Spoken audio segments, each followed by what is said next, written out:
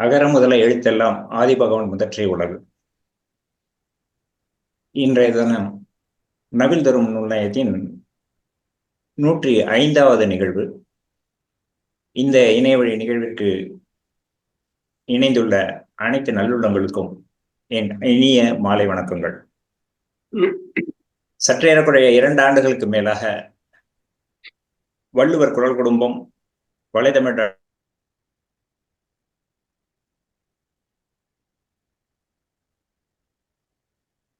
திருக்குறள் நூல்கள் குறித்த என்ன பகிர்வுகளை பகிர்ந்து வருகிறது. அந்த வகையிலே இன்றைய தினம் நயவரை இடம்பெறப் போகும் நூல் திருக்குறள் வ.உ.சி. உரையை பற்றியது. அதற்காக நம்மிடையே இணைந்துள்ளார் பேராசிரியர் முனைவர் ராமகுருநாதன் அவர்கள். எங்கள் பள்ளி காலங்களிலே பாடப்பகுதியில் வ.உ.சி. வ.உ. சிதம்பரநாதர் பிள்ளை என்பவர் கப்பலோட்டிய தமிழர் என்று தேசிய ஒரு விடுதலை போராட்ட வீரராக மட்டுமே அறிமுகப்படுத்தப்பட்டது. பின்னாளில்தான் பள்ளி தாண்டி வரும் பொழுதுதான் அவர் ஒரு தமிழ் அறிஞர் என அறிந்தோம். அது என்னை பொறுத்தவரை அப்படியா அல்லது எல்லோருக்கும் அப்படியா என்பது தெரியவில்லை.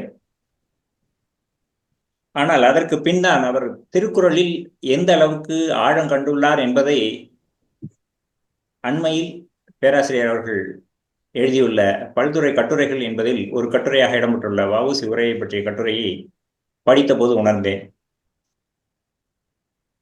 அதிலே வ.உ.சி. ஐயா அவர்கள் சொன்னதாக ஒரு வரியை குறிப்பிட்டுள்ளார். தமிழர்கள் எல்லாம் வள்ளுவர் குறளை உரையுடன் அறிந்து பாராயணம் செய்தல் வேண்டும். 1330 குறளையும் பொருளுடன் உணர்ந்திலாத தமிழர் முற்றும் துறந்த முனிவரே ஆயினும் என்னை பெற்ற தந்தையரே ஆயினும் யான் அவரை பூர்த்தியாக மதிப்பதும் இல்லை நேசிப்பதும் இல்லை என்று அவர் சொன்னதாக குறிப்பிட்டுள்ளார். அவர் எந்த அளவுக்கு திருக்குறளை மதித்து போற்றி இருப்பார் என்பது இந்த வரிகளிலே தெரிகிறது. அது மட்டுமில்லை, பின்னாளிலே பொது உடைமை கட்சி ப. ஜீவானந்தம் அவர்கள் வ.உ.சி. ஐயாவை பற்றி கூறும்போது குறள் பித்தன் என்றே அழைத்திருக்கிறார். இதையெல்லாம் படிக்கும் போது வ.உ.சி.யின் உரையை முழுவதுமாக பயில வேண்டும் என்ற ஆர்வம் தூண்டுகிறது. அதிலும் இன்றைய நயவுரையை நமக்காக பேராசிரியர் வழங்கிய பின் இன்னும் அந்த ஆர்வம் தூண்டலாம் என நினைக்கிறேன். இந்த நயவுரை வழங்க வந்துள்ள பேராசிரியர் முனைவர் அவர்களை என் சார்பாகவும் 3 அமைப்புகளின் சார்பாகவும் வருக வருக என வரவேற்கிறோம். அதுபோலவே ஐயாவின் நயவுரையை நுகர வந்துள்ள அனைத்து தமிழ் அன்பர்களுக்கும் எனது சிறப்பான வரவேற்பை நல்கிறேன். ஐயாவை பற்றிய ஒரு சிறு அறிமுகம் இங்கே சொல்லலாம் என நினைக்கிறேன். பேராசிரியர் முனைவர் ராமகுருநாதன் அவர்கள் குடந்தையில் 1945ஆம் ஆண்டு பிறந்தவர். பச்சையப்பன் கல்லூரியில் 34 ஆண்டுகள் பணி செய்துள்ளார்.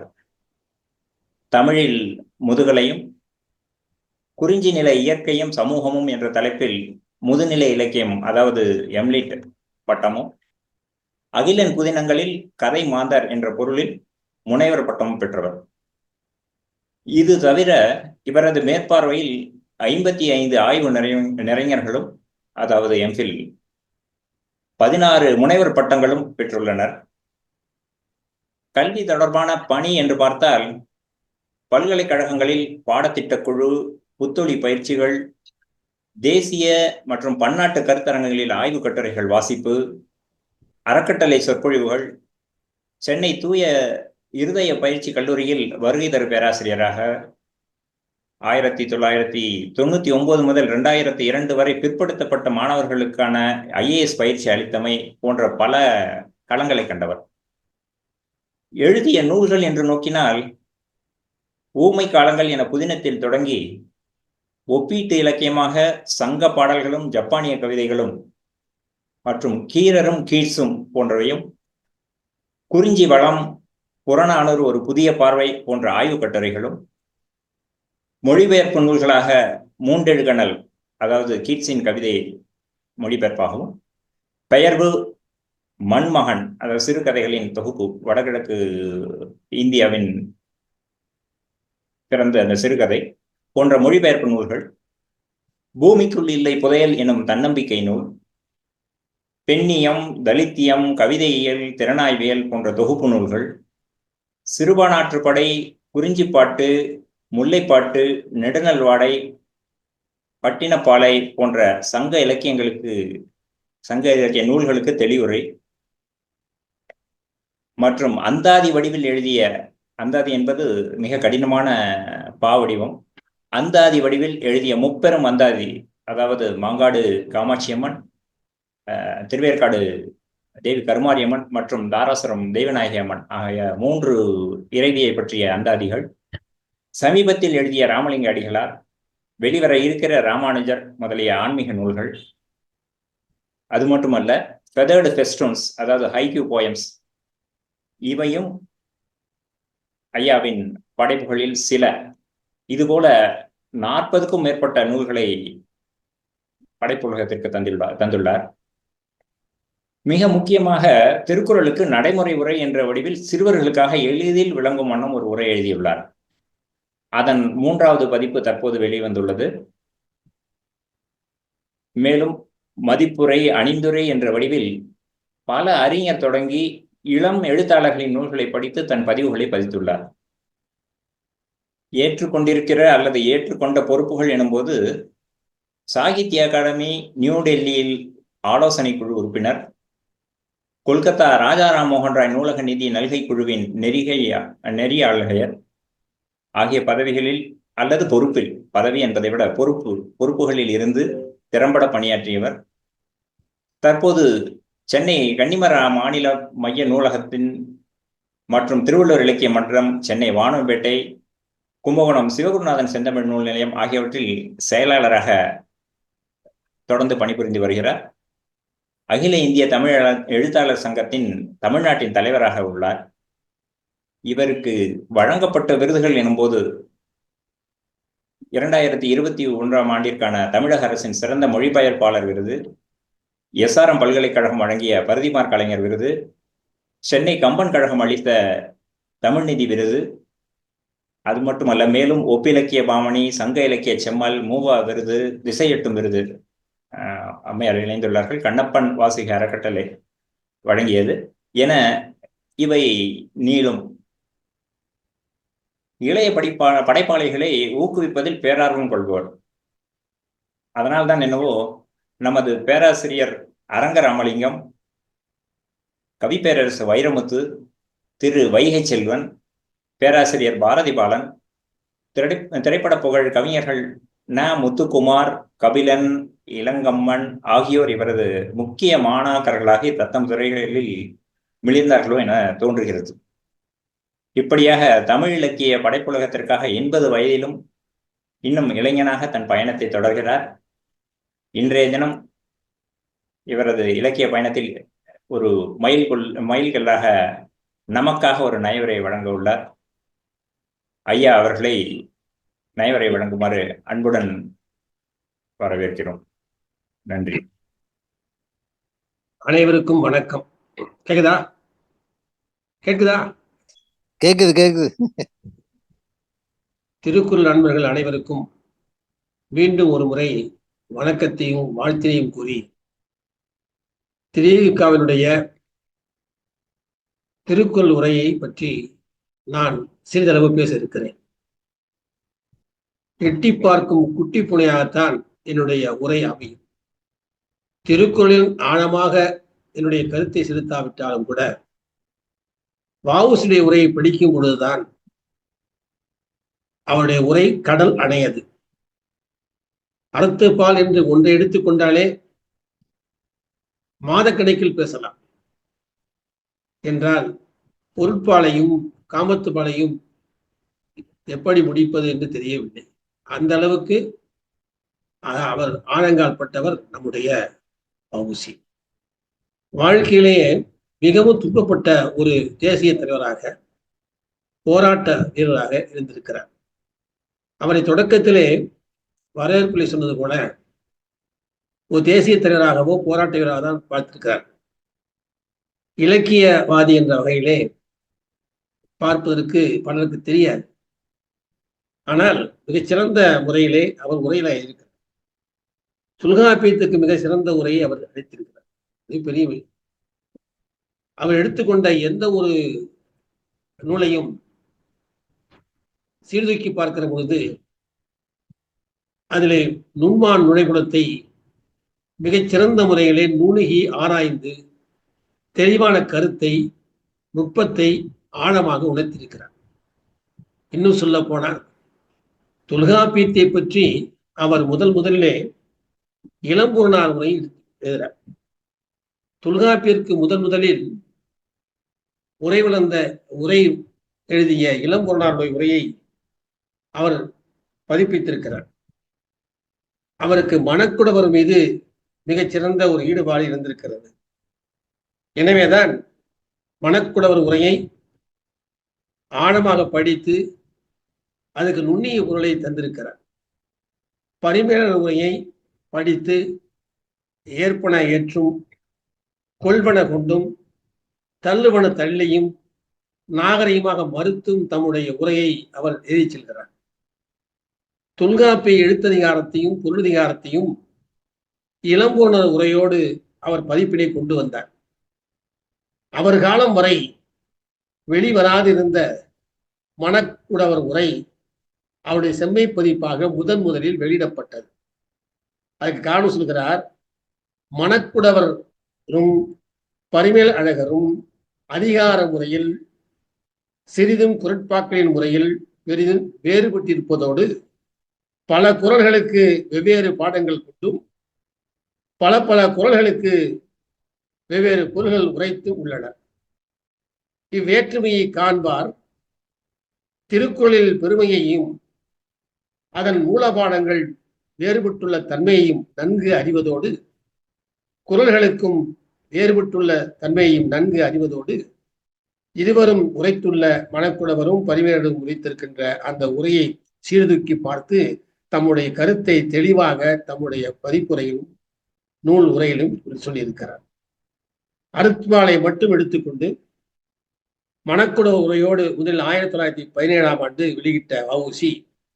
பின்னர் பொருட்பாலையும் காமத்துப்பாலையும் எழுதியிருக்கிறார். ஆனால் வெளிவந்தது அவருடைய காலத்திலே வெளிவந்தது அறப்பால் என்று சொல்லப்படுகிறது. அவர் அழைத்திருப்பது அறத்துப்பால் அல்ல, அறப்பால் என்பார். மிகச்சிறந்த செல்வந்தர் அவர். செல்வந்தராகி விளங்கிய அவர் 1908ஆம் ஆண்டு மார்ச் சிறைக்குள் இருந்த பொழுது செக்கிழுத்து பல துன்பங்களை அறிந்ததை நாம் வரலாற்று மூலமாக அறிகிறோம்.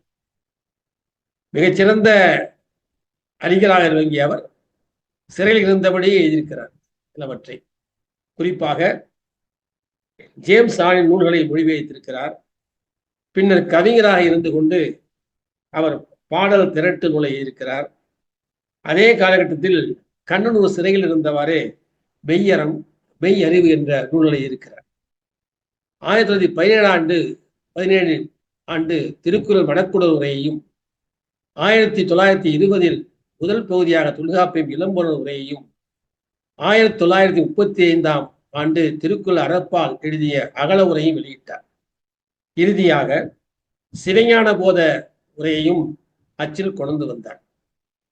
1936 அவர் மறைந்ததால் திருக்குறள் பொருட்பாலுக்கும் காமத்துப்பாலுக்கும் அவர் எழுதிய அகல உரை வெளிவராமல் போயின. திருக்குறளில் நன்கு பயின்ற வ.உ.சி.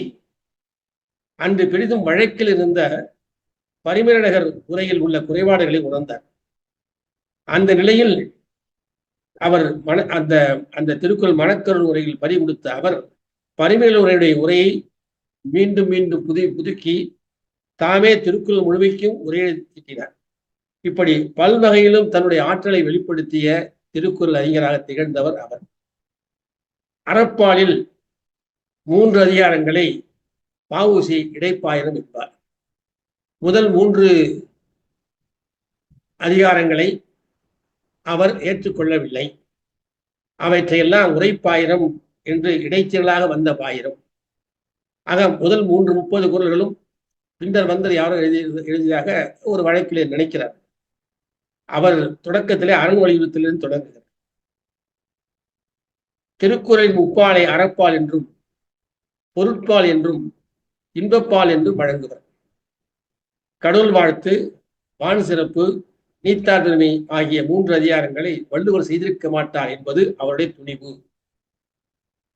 முதலில் அதிகாரத்தின் அது எப்படி அமைப்பு முறை திருக்குறள் அமைத்துக் கொண்டிருக்கிறார் சொன்னால், முதலில் அதிகாரத்தின் பெயரை தருவது, அதன் பொருளை 2 தொடர்களில் விளக்கி, அடுத்து பதவுரை, அகல உரை, கருத்து என உரை வழங்குவதால் சீர்களை மிக அழகாக செதுக்கி, எப்படியெல்லாம் தமக்கு ஏற்படுகிறதோ மனத்திற்கு அதுக்கு தகுந்தவாறு உரை நுணுக்கத்தையும் திருக்குறளுடைய வரிகளையும் சற்று மாற்றியும் புதுக்கியும் எழுதியிருக்கிறார்.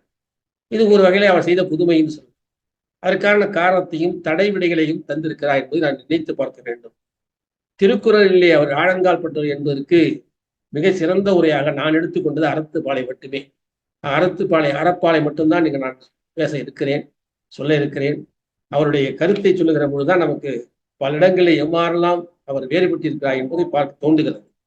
அப்படி தோன்றுகிற பொழுது நமக்கு முதலாக அவருடைய உரைப்பாயிரத்தை எடுத்துக்கொண்டு நாம் பார்க்கிற காரணத்தை எண்ணி சொல்லலாம். பாட வேறுபாடுகளை மிக தெளிவாக உணர்த்துகிறார். அப்படி உணர்த்துகிற பொழுது அவருடைய உரைப்பாயிரத்தை நாம் என்ன செய்யலாம்? உரைப்பாயிரம் மிக முக்கியம். அப்படி உரைப்பாயிரத்தை மிக அழகாக செதுக்கி ஏன் நான் திருக்குறள் எழுதுகிறேன் என்ற காரணத்தை சொல்லுகிற பொழுது சொல்லுகிறார், நம்மவர்களில் பலர் 3 அதிகாரங்களும் திருவள்ளுவராக எழுதப்பட்டன என்ற கருதி உண்மை தவறு சொல்றாரு. அவர் துணிவாக சொல்றார். அது ஆய்வுக்குரியதுதான். ஏன்னா பாயிரத்தை என்பது 1330 குறள் என்று எல்லாம் சொல்லிவிட்ட பிறகும் திருவள்ளுவர் மாலையிலே காண கிடைக்கின்ற அந்த அமைப்பும் பார்க்கிற பொழுது அது எப்படி வ.உ.சி. அவரை இடைப்பாயிரம் என்று அழைத்தார் என்று நமக்கு வியப்பாகத்தான் இருக்கிறது. இருந்தாலும் அவர் ஏற்றுக்கொள்ளவில்லை. அதுதான் வியப்பாக இருக்கு. அதே போல ஒவ்வொன்றையும் பார்க்கிற நம்ம நிலையிலே அவருடைய கருத்தை நான் எண்ணி பார்க்கிற நாம் சிலவற்றை சொல்லலாம். அப்படி சொல்லுகிற பொழுது நமக்கு இங்கே சில வாழ்க்கை வரலாற்றை எண்ணி பார்க்கலாம். திருக்குறள் ஏன் எழுதினேன் என்பதற்கு சில காரணத்தையும், திருக்குறளை தமக்கு இருந்த ஐயப்பாட்டினையும் அவர் எவ்வாறு தெளிவுபடுத்துகிறார் என்பதையும் சொல்லலாம். தான் இறப்பதற்கு 1 வாரத்திற்கு முன்பு திருக்குறள் குமரேச வெண்பா இயற்றிய சக வீரபாண்டியனார் தூத்துக்குடியை சென்று அவர் சந்திக்கிறார். திருக்குறள் குறித்து சில நிகழ்ச்சிகளை பேசுகிறார். இருவரும் பேசுகிறார்கள். அவர் கடைசி காலத்தில் இருந்த காரணத்தினால் ஒரு குறள் வாய்ஸ், ஒரு குறள் போக போகிறது, ஒரு குறள் இருக்க போகிறது என்றாராம். அவர் தம் இறப்பை இருபொருள்பட சொல்லியிருக்கிறார். அங்கே அந்த அளவிற்கு வ.உ.சி.யிடம் திருக்குறள் மீது மீதூர்ந்த பற்று இருந்திருக்கிறது என்பதை நாம் எண்ணி பார்க்கலாம். திருக்குறள் தான் அவருக்கு மிகவும் பிடித்தமாக இருந்திருக்கிறது. வ.உ.சி.யுடைய அந்த திருக்குறள் பற்று எந்த அளவுக்கு அவர் அதில் அது ஆழங்கால் பற்று என்பதை எண்ணி பார்க்கலாம். இந்த பதிப்பு வரலாற்றை பற்றி மேலே சொன்னேன். அவர் இதுக்காக எவ்வளவு கடினப்பட்டிருக்கார் என்பது பார்க்கணும். அவர் உரை முழுவதையும் படித்திருக்கிறார். அதாவது யாரெல்லாம் தமக்கு முன்னிருந்த உரையாசிரியர்கள், குறிப்பாக பரிமேலழகர், மணக்குடவர், பரிமேலழகர், தர்மத்தர், நச்சர், காளிங்கர், தாமத்தர், பரிப்பெருமாள் ஆகிய உரையெல்லாம் அங்கே அறிந்து கொண்டுதான் உரையதா தொடங்குகிறார். அப்படி தொடங்குகிற பொழுது அவர் கூறிய கருத்தையும் ஒப்பீட்டு நோக்கில் அலசி பார்த்து அது எது தக்கது என்பதை எண்ணி பார்க்கிறார். மணக்குடவரும் சொல்றார். அவர் மணக்குடவரும் பரிமேலழகரும் அதிகார முறைகள் சிறிதும் குரட்பாக்களின் முறையில் வேறுபட்டிருப்பதோடு பல குறள்களில் வெவ்வேறு பாடங்கள் கொண்டும் பல குறள்களுக்கு வெவ்வேறு உரையும் வைத்திருக்கிறார். இந்த கருத்தை முதலில் சொன்னேன். அதை மீண்டும் நினைவுபடுத்துகிறேன். எப்படி ஒரு உரையை படிக்க வேண்டும் என்பதற்கு சிறந்த கருத்து தருகிறார். எனது உரையில் பொருள் என்னும் சொல்லோடு தொடங்கி பதவுரை எழுதியுள்ளேன். அவ்வுரையில் வருவிக்கப்பட்ட சொற்களை, அதாவது பிறைக்குறி பிராக்கெட்ல அடையாளங்கள் அமைத்துள்ளேன். அகலம் என்ற சொல்லோடு தொடங்கி கருத்தினை கூறியுள்ளேன். என் உரையை படிக்கத் தொடங்குபவர்களில் பலர் இலக்கண இலக்கிய ஆராய்ச்சி இல்லாதவர்கள். முதன்முறை படிக்கும் போது பொருளையும் கருத்தையும் மாத்திரம் படிக்குமாறும், நூல் முழுவதையும் ஒருமுறை படித்து முடித்து இரண்டாம் முறை படிக்கிற பொழுது அகலத்தையும் சேர்த்து படிக்குமாறு வேண்டுகிறேன் என்று அவளுக்கு சொன்னார். எந்த அளவுக்கு அவர் திருக்குறள் ஈடுபட்டிருக்கார் என்பது இது சான்று. எனவேதான் பரவப்படி சொன்னது போல திருக்குறள் பற்றி எந்த அளவுக்கு அவர் சொல்லியிருக்கிறார் என்பதை மீண்டும் நினைத்து பார்க்கலாம். தமிழர்களுக்கு எல்லாம் வள்ளுவர் குறளை உரையுடன் அறிந்து பாராயணம் செய்தல் வேண்டும். 1330 குறளையும் இங்க 1330 ஒரு 30 கழிக்கல அவர் சேர்த்துக்கிறார். பொருளுடன் உணைந்தில்லாத தமிழர் குற்ற துறந்த முனிவரே ஆயினும் என்னை பெற்ற தந்தையே ஆயினும் யான் அவரை பூர்த்தியாக மதிப்பதும் இல்லை நேசிப்பதும் இல்லை என்றால் எந்த அளவுக்கு அந்த நூலை தோய்ந்திருக்கிறார் என்பதை எண்ணி பார்க்க வேண்டும். இன்று கூட நாம் திருக்குறளை மிக வெகுவாக எடுத்து செல்வதற்கு இது பயன்படும். அவர் திருக்குறள் பகுப்பை எவ்வாறு பகுக்கிறார் என்பதை எண்ணி பார்க்கணும். திருக்குறள் பாயர் ஆராய்ச்சி கட்டுரையை தமிழ் மொழியில் எழுதியிருக்கிறார். தொடர்ந்து எழுதி வந்திருக்கிறார். கடவுள் வாழ்த்து, வான் சிறப்பு, நீத்தாமை 3 அதிகாரங்களும் அவர் இயற்றப்பில்லை என்று நம்ம சொன்னோம். அரண் வலியுறுத்தல் என்னும் அதிகாரம் ஒன்றே வள்ளுவரால் கூறப்பெற்ற பொதுப்பாயிரம். ஏனைய 3 இடைப்பாயிரம். துறவு, மெய்யுணர்வு ஆகிய அதிகாரங்களை அமைத்த வள்ளுவர் நீத்தார் பெருமை, கடவுள் வாழ்த்து ஆகியவற்றை அதிகாரங்களை கொண்டது மிகை என்று கருதுகிறார். அறப்பாலில் 76 குறள்களில் என் உரை பரிமேலழகர் உரைக்கு வேறுபடுகின்றது. 12 குறள்களில் என் உரை அவர் உரையை வெளிப்படையாக மறுக்கின்றது. 5 குறள்களில் என் உரை அவர் உரையை வெளிப்படையாக ஆமோதிக்கின்றது. மீத குறள்களில் என் உரையும் அவர் உரையும் ஒத்திருக்கக்கூடும் என்று பரிமேலருடைய உரையும் தன்னுடைய உரையும் இருக்கின்ற இயைவினை இணைவினை இங்கே இணைத்து காட்டுகிறார் வ.உ.சி. திருக்குறள் அமைப்பு முறையினை அவர் தமக்கு ஏற்றவாறும் உரையாசிரியரின் பகுப்பினை விரித்தும் பதிப்பித்திருக்கிறார். பெயர் வைப்பு முறையில கூட மாறுபட்டிருக்கிறார்.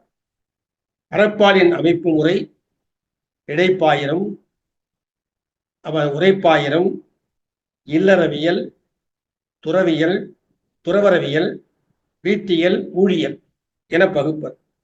இல்லறவியலில் பரிமேலழகர் பகுத்திருந்த வெகாமை, பயனில சொல்லாமை ஆகிய 2 அதிகாரங்களை துறவிகளிலும், துறவரவியலில் பரிமேலழகர் பகுத்திருக்கும் கல்லாமை, வாய்மை ஆகிய 2 அதிகாரங்களை இல்லறவியலில் அமைத்துக் கொண்டுள்ளார். அதிகார தலைப்பையே சற்று மாற்றி அழுக்காராமை என்பதை அழுக்கராமை என்று எழுதுகிறார். இப்படி பல அந்த திருக்குறள் அமைப்பு முறையே பார்க்கலாம். இனி அறத்துப்பாலுக்கு வருவோம். இன்றைய என்னுடைய உரை அறத்துப்பாலை மையப்படுத்தி தான் எழுதியிருக்கிறது.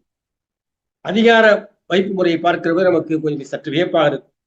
என்றால் பரிமேலழகர் உரைக்கும் இவருடைய உரைக்கும் இருக்கிற வேற்றுமையை அதிகார தரப்பே காணலாம். நீத்தா பெருமை என்பதை பரிமேலழகர் முற்ற துறந்த முனிவரது பெருமை என்று எழுதுகிறார். ஆனால் வ.உ.சி மிக சுருக்கமாக துறந்தானது பெருமை என்று எழுது.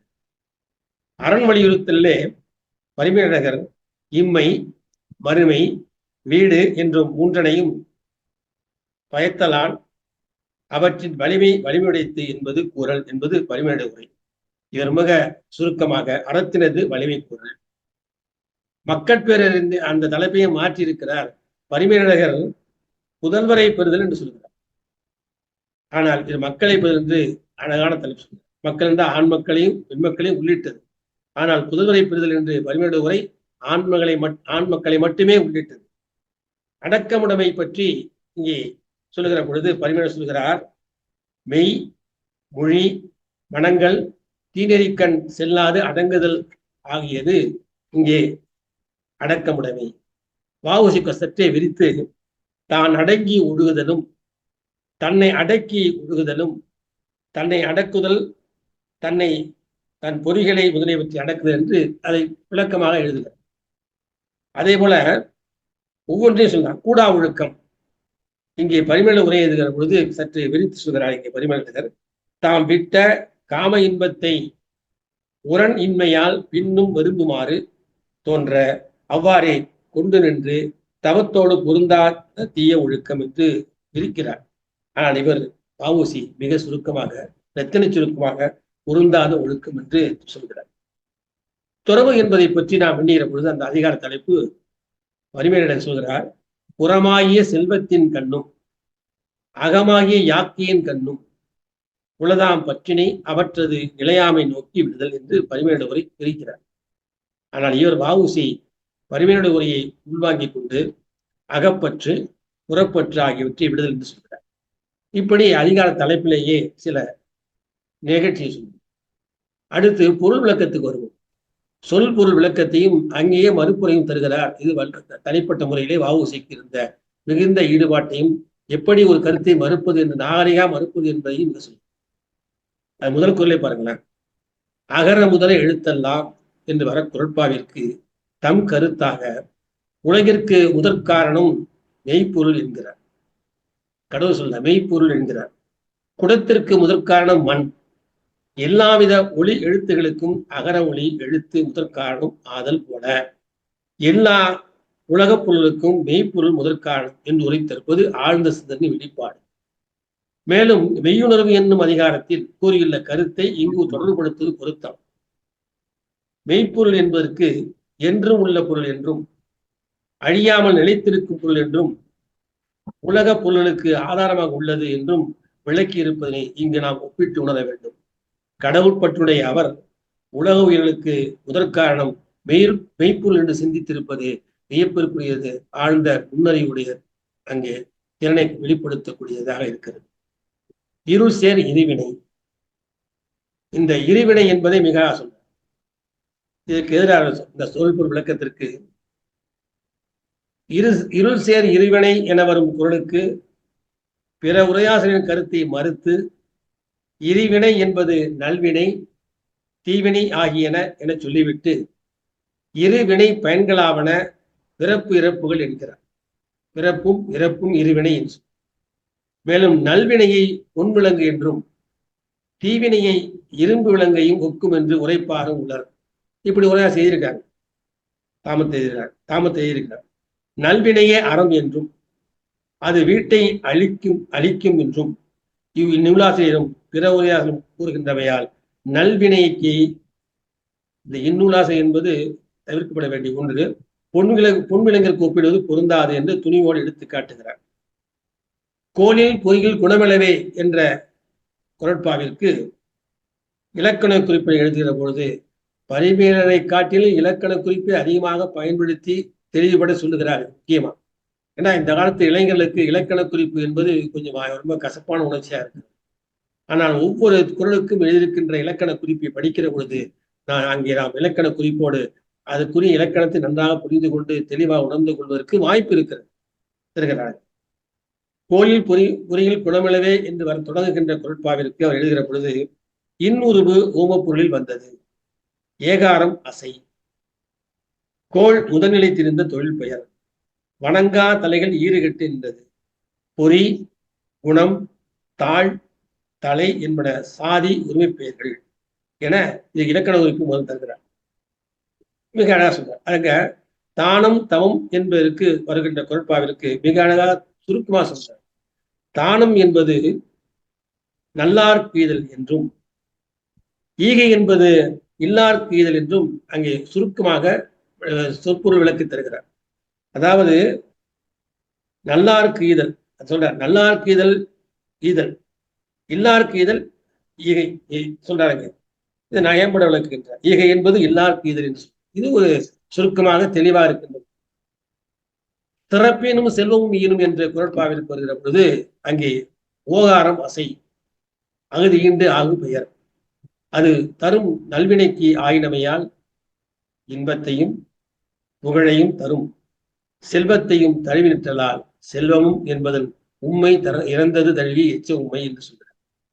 உண்மையை செல்வம் என்பதோடு சேர்ந்திருப்பதாலும் மேற்கண்டவாறு பொருள் உரைத்தலே பொருந்தும் என்று கூறிவிட்டு செல்வமாவது ஞானம் என்று முடிவு சொல்கிறார். பத உரையில் வீடு வேட்டை சுட்டாதவர் கருத்துறையில் வீட்டை தரும் என்று சொல்வது ஆழமான சிந்தனை. மனத்துக்கண் மாசிலன் ஆதல் இந்த வரக்கூடிய குரல்ல ஆகுல நீர என்பதனை மனத்துக்கண் குற்றமுடையவனாய் செய்யப்படுவன துன்பம் தருவன என்று பரிமேலழகர் சொல்கிறார். பரிமேலழகர் சொல்லுகின்ற கருத்தை இவர் மறுப்பர். மாசிலநாதன் அனைத்தரன் என்பது ஏடு பெயர்த்து எழுதியோரால் அல்லது கால அளவில் சிதைந்து போய் பின்னர் ஊகித்து எழுதப்பட்டவற்றால் நேர்ந்த பிழை என்று கொள்க சுட்டியிருப்பது எந்த அளவுக்கு அவர் திருக்குறள் மீது அளவற்ற பக்தி கொண்டிருக்கிறார் என்பதை நாம் காட்டும். பெறான் பெரின் பெறுவர் என்ற குறளுக்கு அகல உரை எழுதுகிறார். சில இடங்கள்ல பல இடங்கள்ல அறிவானவுக்காக தம்முடைய கருத்தை தெரிவிக்கிறார். முந்தைய உரையாசிரியரின் பாடம் பெற்றார் பெரின் என்பதாகும். பெற்றார் பெரின் என்பதற்கு பெற்றானே பெரின் என்பதே பொருள். அப்பொருள் ஈண்டு ஒரு பொருத்தமும் இன்று பெற்றார் பெரின் என்பதற்கு தம்மை எய்திய கணவனை வழிபடுதல் பெறுவாராயின் என பொருளுரைத்து வழிபடுதல் என்பது சொல்லச்சம் என கூறி போந்தனர் முன்னைய ஆசிரியர்கள். இதனை சொல்லச்சமாக கொள்ள முடியாது என்று இவர் இலக்கண குறிப்பு தருகிறார். மாற்று கருத்து அந்த சொல்லுகிற பொழுது இறைவனை சேர்ந்தார் என்ற குறளுக்குரிய இலக்கண குறிப்பு வழி அதனை அணுகியுள்ளார். பெற்றார் பெரின் என்னும் பிழையான பாடத்தை நீக்கி பெற்றார் பேணின் என்று புதிய பாடத்தை வாவுசி சொல்கிறார். அது அந்த குறளே பாருங்களேன். பெற்றார் பெரின் என்பது அங்கே சொல்லக்கூடிய கருத்தை பெற்றார் பேணின் என்று நெடிலாக்கிறார். குறளை நெடிலாக்கி தன்னுடைய கருத்தை தெரிவிக்கிறார். வித்தும் இடல் வேண்டும் கொள்ளோ என்று வரக்கூடிய அந்த அகல உரையில் வித்திரில் முதலியன செய்யாமலே நெல் வரப்பிற்கு இங்க காரணம் சொல்றாங்க. புராண கதையும் சொல்லி தெரிந்த இடத்துல நேர்த்தியாக பயன்படுத்துகிறார். பல இடங்கள்ல நாலடியாரையும் பழமொழி நானூரையும் கம்பராமாயணத்தையும் இடையிடையே அங்கே சான்றுகள் காட்டுகின்றார்.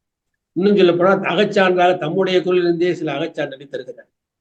இங்கே ஏகலான் கலிக்குவன் நாயனார் புராணத்தையும் அங்கே சரித்திர நந்தனார் சரித்திரத்தையும் இங்கே எடுத்து காட்டுகிறார். இந்த வித்துமிடல் வேண்டும் கொண்டு என்பது அது புராண கதை, அது பெரிய வரக்கூடிய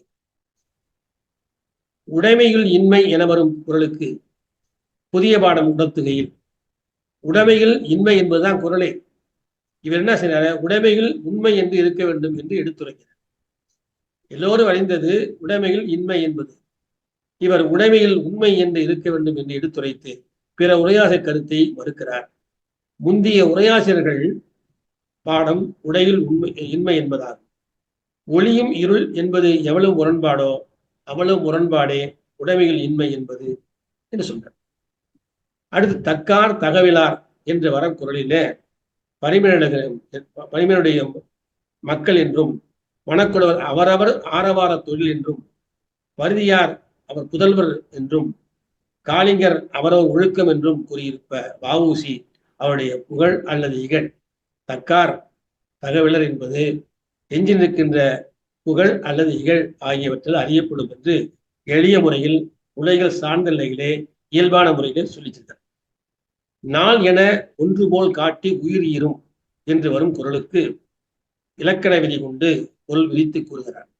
அப்படி கூறுகிற பொழுது மணக்குடவர் பாடம் நாள் என்பது போல் நாள் என ஒன்று போல் காட்டி ஈரும் வாழுது உயிர் என்று கொண்டு கூட்டி அதற்கு நாள் என்று அறுக்கப்படுவதற்கு ஒரு கால வரையறை தன்னை காட்டி ஈர்ந்து செல்கின்ற உயிர் என்று விளக்கமும் பொருத்தமும் இல்லாதவாறு பொருள் உரைக்கின்றார் சிலர் என்பது இங்கே பரிமேடு குறிப்பாக உரைப்பாறு உலர் என்று சொல்வதெல்லாம் பரிமேலுடைய கருத்தை மனத்தில் வைத்துக் கொண்டார்.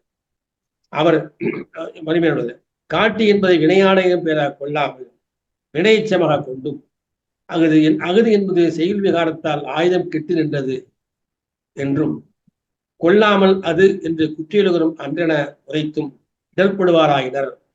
எப்படி இலக்கண குறிப்பிலே முன்னைய உரையாசிரியர்கள் இடர்படுத்திருக்கிறார்கள் என்பதையும் எண்ணி பார்க்கிறார். அவர் மிக அழகாக இந்த கருத்து சொல்லுவது ரொம்ப சுருக்கமாக ரத்தின சுருக்கமாக இந்த சில்வர் லைன் என்று சொல்வார்கள். அதுபோல நாள் உயிரை அறுக்கும் வாழ் என்று மிக அழகாக சொன்னார். நாள்ல ஒன்று போல் காட்டி உயிர் ஈறு என்பதை சுருக்கமாக நாள் உயிரை அறுக்கும் வாழ் என அழகாக சொன்னார். இப்படி பல குறளை கொண்டு சொன்னாலும் கூட மிக சிறப்பாக கருத்தை சொன்னார். அதுபோல சில கருத்தை மறுக்கிற பொழுது இயல்பாக இருக்கிறது. நிலைமிசை நீண்டு வாழ்வார். இதுக்கு என்ன சொன்னார்? பரிமேல் என்ன சொன்னாரு? உள்ள கமலம் என்று சொன்னார். மலர் என்பதற்கு உள்ள கமலம் என்று உரைப்பாரு உலர் கருத்தை மறுக்கிறார். அவ்வாறு உரைப்பது வலிந்து பொருள் கொடலாகும் என்று தன்னுடைய கருத்தை நிலைநாட்டுகிறார் வஉசி. அதுபோல ஒவ்வொன்றையும் அவர் மிக தெளிவாக சொன்னார். பெண்ணின் பெருந்தக்க யாவுல, இது திருக்குறள் வரப்படையில் தெரிந்த குரல் தான். அதே பாருங்க, என்ன சொல்றாரு, இந்த பெருந்தக்க என்பதை பெண்ணின் பெருந்தக்க அந்த வல்லினத்தை, இந்த அந்த வல்லினத்தை போடுறார் இடையினம் பெருந்தக்க பெண்ணின் பெருந்தக்க யாவுல என்பதுக்கு இந்த பெரு என்பது வல்லினம். அதுக்கு சொல்றாருங்க, பெண்களைப் போல பெரும் தகுதியான பேர்கள் யாவை உள்ளன. மற்றொரு பாடத்தை மறுக்கிறார்கள், பெரிய தகுதியான பேர்கள் என்பது மிகை அன்றியும் தகுதி என்னும் சொல் அத்தகைய அடைமொழியை ஏற்கார். பெருமவற்றுள் எனவும் மக்கட்பேறு எனவும் ஆசிரியர் பின்னர் கூறுதல் காண்க. இக்காரணங்களால் பெருந்தக்க என்பது ஒருவன் படித்து மற்றொருவர் கேட்டு ஏடு வைத்து எழுதியோரால் வந்த பிழை என்று சொல்லி மறுக்கிறார். அதே போல பெற்றார் பெயின் பெறுவர் பெண்டிர் பெருஞ்சிறப்பு புத்தேளிர் வாழும் உலகு. பெற்றார் பெரின் என்பதை பெற்றான் பேரின் என்று எழுதுவார். அங்க நெடில் வருது. பெற்றார் பெரின் என்பதை பெற்றார் பேரின் என்று சொல்லி பெற்றானை பெரின் என்பதே பொருள். அப்பொருள் இன்று ஒரு பொருத்தமும் இன்று. பெற்றார் பொருள் என்பதற்கு தம்மை எய்திய கணவனை வழிபடுதல் பெறுவாராயின் என பொருளைத்து வழிபடுதல் என்பது சொல்லச்சம் என்று கூறி போந்தார்கள். இது முன்னுடைய உரையாசிரியர். ஆனா இவர் என்ன சொல்றாரு, அது பொருந்தாத கூற்று என்று பிழையான பாடம் என்று கருதுகிறார். அதுபோல ஒவ்வொன்றையும் சொல்லுகிற பொழுது இலக்கண குறிப்போடு தன்னுடைய தடை விடைகளை எடுத்து சொல்கிற நிலையை பார்க்கிறோம். அது எந்த கொள்ளா இருந்தாலும் அதில் நுண்ணிய கருத்தை செலுத்தி இதுதான் உண்மை பொருள் சொல்றார். பெருமவற்றுள் யாம் அறிவதில்லை மக்கட்பேறு அல்லவர் என்ற குழுக்கு சொல்றாரு. மற்றொரு பாடம் என்னன்னா, அறிவறிந்த என்ற மாற்றி கற்று அறிய வேண்டியவற்றை அறிந்த மக்களை பெறுதல் என பொருத்தமற்ற பொருளை தருதலானும். மற்றவர்களாம் அறிவுடைய மக்கட்பேறு என்பது இயற்கை அறிவுடைய மக்களை பெறுதல் என பொருள் தருதலானும். அறிவுடைய என்பதே ஆசிரியர் பாடம். ஆசிரியர் இங்க வாவுசி பாடம். அறிவறிந்த என்பதனை மக்கள் என்பது பெண் ஒழித்த நின்றது என்று மற்ற சொன்னாருங்க. மக்கள் என்பது பெண்ணை ஒழித்த ஆண் என்று பரிமாற்ற தொல்காப்பியத்தில் வரும். இந்த ஒன்றொழி பொதுச்சொல்னு வரும். அரசியின் கட்டிலில் மக்கள் 5 இருந்தனர் சொன்னா, இந்த மக்கள் யாருன்னா அரசியின் கட்டில யார் இருப்பா, பெண் மக்கள் இருப்பார்கள். அதை கவனித்துக்குது. அது இதுக்கு ஒன்றொழி பொதுச்சொல் என்று தொல்காப்பியர் குறிப்பிடுவார். நினைவுபடுத்துங்க. இங்கே அறிவறிந்த என்பதனால் மக்கள் என்பது பெண் ஒழிந்த நின்றது என பொருள் உரைப்பார். அப்பொருள் பொருந்தாது சொல்றாரு. அவர் பொதுவாக ஆண்களும் பெண்களும் கலந்த சமத்துவத்தை தான் விரும்புகிறார்கள். பிரிந்து பொறுத்ததால் தான் உண்டல் சாவா மருந்தனும் வென்றற்பாடன்று என்ற திருக்குறளுக்கு என்ன, பிரிந்து பொறுத்ததார் என்பதை மாற்றி பிரிந்து பொறுத்ததாக என்று மாற்றுகிறார். அதை சொல்லும் போது புறத்ததாக என்பது செய்யுள் விகாரத்தால் ஈறுகெட்டு நின்றதென கொள்ள வேண்டி இருத்தலானும், புறத்தது என்னும் வினையால் அணையும் பெயர் இன்று வேண்டாததாலும், பொருத்தமானதுமான பொருத்த இன்மையாலும் விருந்து புறத்திருக்க என்னும் நேரிய பொருள் தருவதே ஆசிரியர் பாடம் என்று வாவுசி தம்முடைய கருத்தை சொல்கிறார். இது போல ஒவ்வொரு கருத்தையும் சொல்லிக் கொண்டிருக்கிற பொழுது நமக்கு இன்னும் வியப்பாக இருக்கிறது. நீரின்றி அமையாது உலகு என்று சொல்ல வரக்கூடிய அந்த குறிப்புகளுக்கு, ஒழுக்கு வானின்றி அமையாது, மழை நீரொழுக்கு வானை அன்றி அமையாது என பரிமையிட உரைப்பர். இவ்வுண்மை எடுத்து கூறப்பட வேண்டாத ஒன்றாகலாம். அவர் உரை பொருந்தா உரை என்று அறிய பரிதியின் கருத்தை மறுக்கிறார். பரிதியின் கருத்தான நீர் இடையராத ஒழுகும் ஒழுக்கு என்று எழுதுவது தவறு என்று குறிப்பிடுகிறார். அதே போல இங்கே இன்னும் சொல்ல போனா ஒவ்வொரு திருக்குறளும் அப்படிதான் சொல்றாரு. இயல்புடைய மூவர், இது கொஞ்சம் தென்புலத்தார் தெய்வம் பெருந்தொக்கல் தான் என்றாங்கு 5 9 தலை. இது மிக நீண்ட உரையை இருக்கிறார். இந்த இயல்புடைய மூவர் என்பதற்கு பல கருத்து சொல்வார்கள். அவர் வஉசி நேரடியாக சொல்றார். தாய் தந்தை தாரம் சொல்றார். தாய் தந்தை தாரம். இங்கே ஐம்புலத்தார் என்பது சொல்ல, ஐம்புலத்தார் என்பது வேறு, ஐம்புலன் என்பது வேறு. புலத்தாரையும் புலனையும் இங்கே இணைக்கிறார், வேறுபடுத்தி காட்டுகிறார்.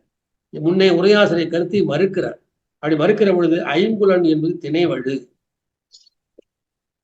இக்குறளில் முதலடியில் ஐம்புலத்தாரை கூறினாரே அன்றி ஐம்புலத்தை குறித்திலர். ஆகலான் அவர் பின்னர் ஐம்புலத்தாரை ஓம்பல் என்று கூறுவாரே அன்றி ஐம்புலத்தாரை ஓம்பல் என்று கூறார். அன்றியும் 6 என்பதற்கு நெறி என்பதுதானே பொருள். 5 இடத்து நெறி என்பதற்கு பொருள் 5 இடத்து சேர்க்கும் நெறி அல்லது 5 இடத்திற்கு செல்லும் நெறி என்பதுதானே பொருள். அப்பொருள் இன்று எவ்வாற்றானும் பொருத்தமுடையது அன்று. இக்காரணங்களால் ஐம்புலத்தோர் ஓம்பல் என்பது ஒருவன் படிக்க மற்றொருவன் கேட்டு ஏடு பெயர்த்து எழுதியவர்கள் வந்த பிழை என்று அறிக என்று இந்த கருத்தை அவர் தம்முடைய பதிவு செய்கிறார். அதுபோல இங்கே பெண்ணின் பெருந்தக்க யாவுல கற்பனும் திண்மை உண்டாக பெறுவதற்கு அறிமானோக்கா விளக்கத்திற்கு இங்க வாவுசி கொண்ட பாடம் ஒரு அகல உரை சொல்கிறார். ஒருவன் எய்தும் புல்களுள் இல்லாளின் மேம்பட்ட புல்கள் யாவை விட அவள் மாட்டு கற்பெண்ணும் கலங்கா நிலைமை உண்டாக பெறும் என்று சொல்ல பரிமேட கருத்தை மறுக்கிறார். பெண்களைப் போல தகுதியான பெண்கள் யாவை உள்ளன என்று கேள்வி கேட்டு அதுக்கு சரியான விடைந்தது. அதை போலவே தெய்வம் தொழால் தோன்றும் தொழுதுவான் பெய்யென பெய்யும் மழை என்பதற்கு அகலவுரை சொல்கிறார். எக்காலத்தில் கணவனையே வணங்கும் இயல்பினலாய இல்லாள் என்பார் இவ்வாறு கூறினார். கடவுளை வணங்காளாய் கணவனை வணங்கிக் கொண்டே எழுபவள் பெய் என்று சொல்ல மழை பெய்யும் கருத்து பொதுவா. துயில் நீங்குங்கால் கோழனை தொழுது கொண்டே எழுவாள். எனவே துயில் கொள்ளுங்காலும் துயிலும் காலும் கோழனை தொழுது கொண்டே துயில்வாள் என்பதும் தெய்வம் தொடல் மற்ற காலத்தில் இல்லை என்பதும் பெறப்பட்டன என்ற கருத்தை கொஞ்சம் தடை விடைகளோடு இழுத்து சொல்கின்ற நிலையை பார்க்கும். அதுபோல ஒவ்வொரு கருத்தை சொல்லுகிற பொழுது ஆழமாக நூலிகை ஆலயங்களை மறுவர்க்க மாசற்றார் கேண்மை என்று தொடங்குகின்ற பாடலுக்கு சொல்றாருங்க. முந்தைய உரையாசிரியர்கள் பாடும் மாசற்றார் கேண்மை. மாசற்றார் கேண்மைக்கும் செய்நன்றி எழுதலுக்கும் யாதாமோர் இயவும் இல்லை. எனவே அவையெல்லாம் பிழையான பாடம் என்று சொல்றார். சொல்லிட்டு மாசற்றார் என்பதை விட மாசு அறுத்தார் என்பதுதான் சரி. மாசற்றார் என்பதற்கும் மாசு அறுத்தார் என்பதற்கு வேறுபாடு இருக்கு. மாசு அறுத்தார் என்பதே சுவாவுடைய கருத்தாக இருக்கிறது. அன்றி மாசற்றார் கேண்மையை கொள்ளல் வேண்டும் என்பதை மறுவுக மாசற்றார் கேண்மை என்று ஆசிரியர் பின்னர் கூடுதலால் அதனை என்று இங்கே திருப்பி தர வேண்டிய அவசியம் இல்லை என்று கருத்து தருகிறார். இதுபோல வாணிகம் செய்வாருக்கு வாணிகம் பேணி என்பது எல்லாம் தெரிந்த குறள் தான். இவர் மாற்றுகிறார். வாணிகம் செய்வாருக்கு வாணிகமாம் பேணி வாணிகமாம் என்று சொல்ல இங்க கையாள்றார். பிறர் பொருளையும் தம் பொருள் போல் பேணி வாணிகம் செய்யின் வாணிக தொழில் செய்வாருக்கு வாணிகம் வளரும். வாணிகமுமாம் என்று என்பது தெளிவும் தொடையும்பட பயக்கின்றமையால் அதுவே ஆசிரியர் கருத்தாம் என்று கொள்கைன்னு சொல்றார். சில கருத்தை அந்த எதுகை மோனியோடு பார்க்க வேண்டும் என்ற கருத்தையும் சில இடங்களில் எதுகை மோனியோடு தவறாக இருக்குது என்ற கருத்தையும் எண்ணி பார்க்கிறார். இன்னொரு முக்கியமான கருத்து இதுல இந்த நத்தம் போல் கேடும் உழுதாகும் அங்கே சொல்றார். அங்க மிக சிறந்த திருக்குறள் பொருத்தமா சொல்றார். அங்க இந்த உரைக்கு நீண்ட ஒரு 2 பக்கம் எழுதுறார், 2-3 பக்கம் எழுதுறார். இக்குறளின் முதற்சியர் முதல்ல படிக்கிறேன். அவருடைய உரை நீண்ட உரையா இருக்க படிக்க வேண்டியிருக்கு.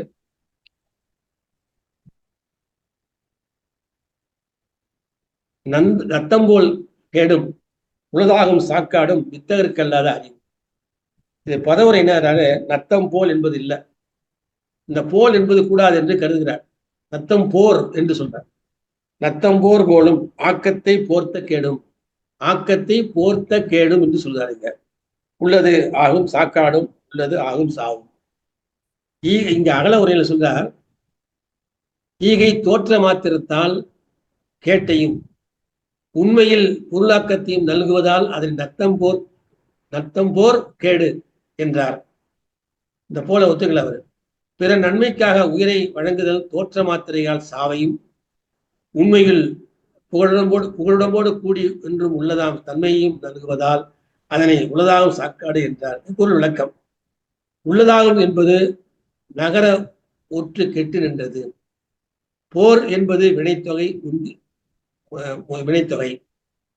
முந்திய உரையாசிரியர்கள் பாடம் நத்தம் போர் என்பது இக்குறளின் 3ஆம் சீரின் முதல் சொல்லாகிய உளது என்பது ஆகும் என்னும் ஆக்கச் சொல்லை கொண்டு நிற்றல் போல இக்குறளின் முதல் சீரின் முதல் சொல்லாகிய நத்தம் என்பது ஆம் அல்லது போர் என்பது போன்ற பொருள் தரும் ஒரு சொல்லோடு சேர்ந்து நிற்றல் பொருள்கோளுக்கு இன்றியமையாதாக இருக்க அச்சொல்லை விடுத்து பொருள்கோளுக்கு வேண்டாத போல் என்னும் முறையை சொல்லி இங்கே புலவர் வரும் பாடாராகலின் நத்தம் போர் என்பது ஏடு உயர்த்து எழுதுவோரால் ஏற்பட்ட பிழை என்று கருதுகிறார். இது மிக நீண்ட உரையாக இருக்கிறது. பிறகு இதிலே சில மாற்றங்கள் செய்திருக்கிறார். அவ்வப்போது சில மாற்றங்களையும் அவருடைய திருக்குறள் செய்திருக்கிறார். பின்னர் திருக்குறள் அறப்பால் உரை அச்சாகுங்கால் நத்தம் போர் என்னும் பாடத்தை அமைத்துக் கொண்டார். இதற்கு ஆக்கத்தை போர்த்த கேடு என்று எழுதியிருக்கிறார். அது சொல்றார். முன்னர் தந்த அந்த விளக்கத்தை சற்று மாற்றி மீண்டும் தந்துள்ளமை எண்ணி பார்க்கிறது. போல் என்பது பொருத்தமற்றது என்பது வ.உ.சியின் உறுதியான கருத்து. அதனிடத்தில் ஆம் அல்லது போர் இருத்தல் வேண்டும் என்று முடிவெடுத்து இத்தகைய பாட வேறுபாடுகளை எண்ணியுள்ளார். நத்தம்போர் கேடு என்பதை விட முதலில் கொண்ட நத்தமா கேடு என்பது பொருத்தமாக காணப்படுது என்று கருத்து சொல்றார். இதுக்கு முன்னாலே இந்த வ.உ.சி உரைக்கு பதிப்பு எழுதியவர் யாருனாக்கா என்னுடைய பேராசிரியர் டாக்டர் இரா குமரவேலன் அவர்கள், ஔவை துசாமியுடைய மருமகன், ஔவை துசாமியுடைய மைத்துனர். மிக சிறந்த ஒரு பதிப்பினை பதிப்பாசிரியர் தந்திருக்கிறார். பல இடங்களில் ஒப்பீட்டு நோக்கி தந்திருக்கிறார். இப்படி பல இடங்களில் பல சொற்களை வைத்துக் கொண்டு அவர் இங்கே மிக சிறந்த உரையை பத உரையை தந்திருக்கிறார். அதே போல இங்கே தோன்றின் புகழு தோன்றுங்க அகல உரை. தோன்றல் என்பதற்கு பிறத்தல் என்பது உரைப்பாரும் உலர். இந்த உரைப்பாரும் உலர் என்பது பெரும்பாலும் பரிமையினர் மனத்திலே வைத்துக் கொண்டுதான் எழுதுகிறார். பிறத்தலும் பிறவாது இருத்தலும் ஒருவன் விருப்பப்படி நிகழ்வன அல்ல. அவன் முன்வினைப்படியே நிகழ்வன ஆதலின் அவ்வுரை பொருந்தாது என்று சொல்லிவிட்டு கருத்தாக புகழ் செய்யாத தம் வீட்டை விட்டு வெளியேறாமை நன்று. இந்த கருத்து கொஞ்சம் புதுமையா இருக்கு. ஏன்னா தோன்றின் புகழ் தோன்றுக சொல்லிட்டு சொல்லாருங்க. கருத்து ரொம்ப நுட்பமாகவும் எளிமையா சொல்லக்கூடியவர் வ.உ.சி.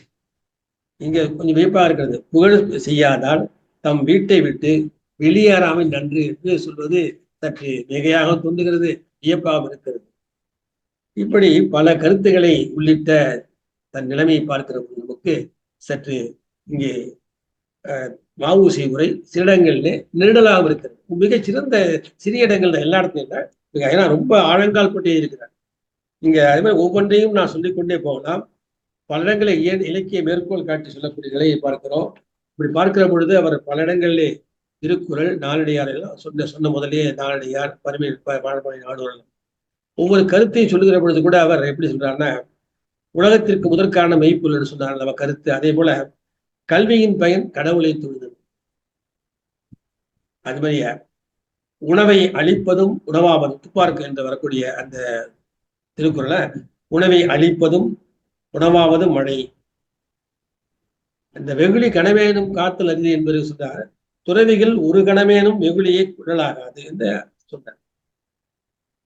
அதேமே அறத்தை சொல்லுகிற பொழுது அறம்தான் உயிர்க்கு உறுதுணை சொல்றார். அறமே உயிர்க்கு உற்ற துணை இங்க சொல்றார். அவாவினை விட்டவருக்கு பிறப்பு இறப்பு இல்லைன்னு சொல்றார். இப்படி சொல்லுகிற பொழுது கொஞ்சம் அறம் இந்த மரம், அந்த மரம் என்ற ஒரு சொல்லை வைத்துக் கொண்டு படங்களே வேறுபட்ட பொருளை தருகிறார். இது புதுமையா இருக்கிறது. அறத்திற்கே என்று சொல்லக்கூடிய மரத்திற்கே என்று வருகிற பொழுது சொல்றாரு. இங்க அறம் என்பது நல்வினை என்று சொல்லப்படுகிறது. அதே சொல்லும்போது மரம் என்பது தீவினை என்று இடத்துலையும், அறம் என்பது பாவம், அறவாழி அந்த அறவாழி என்பது பாவக்கடல் என்று சொன்னார். அங்க அறம் என்பது பாவத்தை குறிக்கிறது என்று கொஞ்சம் வித்தியாசமா சிந்திக்கிறார். அந்த மரம் என்பதை பற்றி சங்க இலக்கியத்தில் ஒரு சில இடங்களில் வந்த மரம் என்பதற்கு பொருள் வேறுபட்டாலும் கூட சில இடங்களில் எவ்வாறு அதை பயன்படுத்த வேண்டும் என்பதை நுனி அறிந்து ஆராய்கின்றார் நம்முடைய வ.உ.சி. அதே போல வ.உ.சியுடைய உரையை பார்க்கிறவங்க நமக்கு வியப்பா இருப்பது மறுப்பு சொல்வது என்பது மிக சொன்ன முதல்ல. அதாவது ஒவ்வொரு குறளுக்கும் மறுப்பு சொல்கின்றார். பல இடங்களிலே நூற்றுக்கணக்கு மேலாக இருக்கிற மறுப்பு. அந்த மறுப்பெல்லாம் பார்க்கிறவங்க நமக்கு வியப்பாக இருக்கிறது. சொல்லக்கூடிய செய்தியை தெளிவாக சொல்ல வேண்டும் என்ற கருத்து மட்டும் இல்லாமல் அதை ஆர்வத்தோடு அந்த திருக்குறள் உரை எழுதுகிற பொழுது அவருக்கு ஏற்பட்ட ஐயங்களை எல்லாம் தடைவிடைகளோடு தருகின்ற நிலையை பார்க்கிறோம். இப்படி பல இடங்களிலே வ.உ.சியுடைய உரை மிகச்சிறந்த உரையாக இருக்கிறது என்பதை நான் எண்ணி பார்க்கலாம். இப்படி திருக்குறள் உரை கடல் அணையது என்று சொன்னேன். அதிலே நான் ஆழங்கால்படுவதற்கு எனக்கு அதிகமாக வாய்ப்பில்லை என்றாலும் கூட நானும் இன்னும் உற்ற களமடைந்தே இன்னும் ஓதுகிறாள் என்று சொல்லும்போது நானும் படித்துக் கொண்டே இருக்கிறேன். இந்த கடல் அலைக்கும் காற்றுக்கும் ஓய்வியது. அதே போல திருக்குறள் வ.உ.சி.யை படிக்க படிக்கத்தான் நமக்கு அந்த அறியாமை சொல்லும் இல்லையா, அதாவது அரிதோறும் அறியாமை கண்டென்றால் அந்த அளவு தான் இங்க நாம் எண்ணி பார்க்க வேண்டியிருக்கிறது. இப்படி பல இடங்களிலே நாம் திருக்குறளை பயன்படுத்துகிற பொழுது வ.உ.சி.யை வைத்துக் கொண்டு பார்க்கிற பொழுதுதான் நமக்கு எல்லாம் தெரிகிறது. அதாவது அவர் ரொம்ப மெய்ப்பொருள் என்று சொல்வதே முதுமைதான். இறைவன் பற்றிருந்தாலும் கூட அங்க முதல் குறளிலேயே இறைவன் என்பதை விடுத்து மெய்ப்பொருள் என்று சொல்வதே அறிவு என்று சொல்ற போது நமக்கு சற்று வியப்பாகவும் இருக்கிறது. பகுத்தறிவு ஏய்ந்து காணப்படும் நிலையை பார்க்கிறோம். இப்படி திருக்குறளிலே இருக்கிற கருத்தை ஒவ்வொன்றையும் நான் எண்ணி பார்க்கும் போது நமக்கு வியப்பும் பெருமை தோன்றுகிறது. இப்படி திருக்குறளுக்கு உரை எழுதுகின்ற அவருடைய உரை மிக சிறந்த உரையாக இருக்க காரணத்தினால அது மேலும் மேலும் படிக்க தூண்டுகிற ஆவலை நமக்கு ஏற்படுத்தி கொடுக்கிறது என்பதை எண்ணி பார்க்கலாம். இப்படி என்னுடைய சிற்றுரையை நான் இத்தோடு முடித்துக் கொள்கின்றேன். மிகச் சிறந்த முறையிலே உரை எழுதியிருக்கின்ற அவருடைய உரையை மிக போற்ற வேண்டும் என்று சொல்லி என்னுடைய எனக்கு வாய்ப்பளித்த அனைவருக்கும் நன்றி கூறுகின்றேன். நன்றி, வணக்கம். மிக்க நன்றி ஐயா, மிக்க நன்றி. மிக ஒரு அருமையான உரையாக அமைந்திருந்தது. வ.உ.சி. அவர்களை குறித்த ஒரு நீண்ட அறிமுகம், அதை தொடர்ந்து பன்முக ஆற்றல், அவர் குறித்த பன்முக ஆற்றல் ஆகியவற்றை எல்லாம் சொல்லி இந்த நூலை அவர் ஆக்குவதற்காக கொண்ட கடும் உழைப்பு ஆகியவற்றையும் சொல்லி இந்த நூலின் சிறப்பு கூறுகளை எல்லாம் எடுத்து சொன்னீர்கள். என் போன்ற சாமானியர்களுக்கும் புரியும் வண்ணம் அதை எடுத்து சொன்னீர்கள். நூலை படிக்க வேண்டும், வ.உ.சி. நூல் ஏன் படிக்கப்பட வேண்டும் என்ற ஆர்வத்தை கிளறுவதாக அமைந்திருந்தது உங்கள் உரை. மிக்க நன்றி. நண்பர்கள், இப்பொழுது இந்த அவையிலே இருக்கக்கூடிய சான்றோர்கள் தங்களது கருத்துக்களை கூற முன்வரும்போது தங்களது கையை உயர்த்த வேண்டுகிறேன். அந்த வரிசை கிரமத்தில் நான் அழைக்கிறேன்.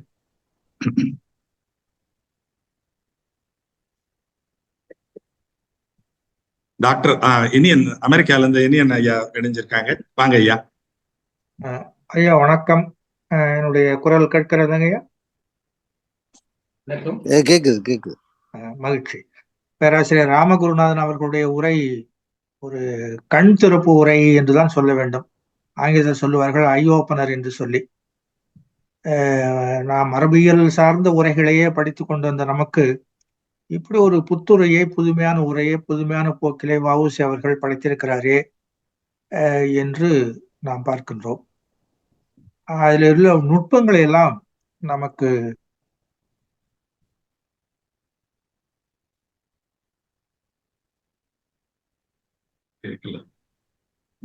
வான்புகழ் கொண்ட பேராசிரியர் ராமகுருநாதர்கள் வாழ்வும் தமிழ்நல் என்று நான் சில நண்பர்களிடத்துல நான் குறிப்பது உண்டு. ஏன்னா எனக்கு தமிழ்நல் தான் தெரியும். அதனால இவரையும் அப்படி சொல்லுவது உண்டு. எனவே அந்த வகையில சிறப்பான உரை. எனக்கு ஒரு ஐயம் இருக்கிறது ஐயா. கேட்கலாங்களா ஐயா? சொல்லுங்க. அந்த நீரின்றி அமையாது உலகு என்ற ஒரு குரலிலே மற்றவர்களுடைய கருத்தை மறுத்திருப்பதாக கூறினீர்கள். ஆனால் இவர் என்ன சொல்கிறார் என்பதை நீங்கள் கூறவில்லை என்று நினைக்கின்றேன். நான் எல்லாம் கவனிக்காமல் விட்டு விட்டாரா தெரியவில்லை. எனவே வ.உ.சி. அவர்கள் அதற்கு என்ன பொருள் கூறுகிறார் என்பதை நான் தெரிந்து கொள்ள விரும்புகிறேன் ஐயா. இது என்னுடைய வினா. இன்னொன்று, அவருடைய முன்னுரையில நான் படித்ததாக நினைவு, என்னிடத்துல இப்போது நூல் இல்லையே, என்னுடைய இல்ல நூலகத்திலே இருக்கிறது. அதாவது ஒரு நூலை உருவாக்கும் போது எவ்வளவு கவனமாக இருக்க வேண்டும், அச்சுப்பிழை நேராமல் இருக்க வேண்டும் என்பதில் அவர் எடுத்துக்கொண்ட கவனம் தான் மிகவும் கவர்ந்தது. அவர் சொல்லுகிறார், நானே 3 முறை ப்ரூஃப் பார்த்தேன். அந்த மெய்ப்பு என்ற சொல் அந்த காலத்துல இல்லையே என்னவோ தெரியவில்லை. ப்ரூஃப் என்றே தமிழில் எழுதிவிட்டார்கள். ப்ரூஃப் பார்த்தேன். பிறகு நண்பர்கள் பெயரை சொல்லி குறிப்பிடுவார். அவரிடம் கொடுத்து பார்த்தேன், இவரிடம் கொடுத்து பார்த்தேன்.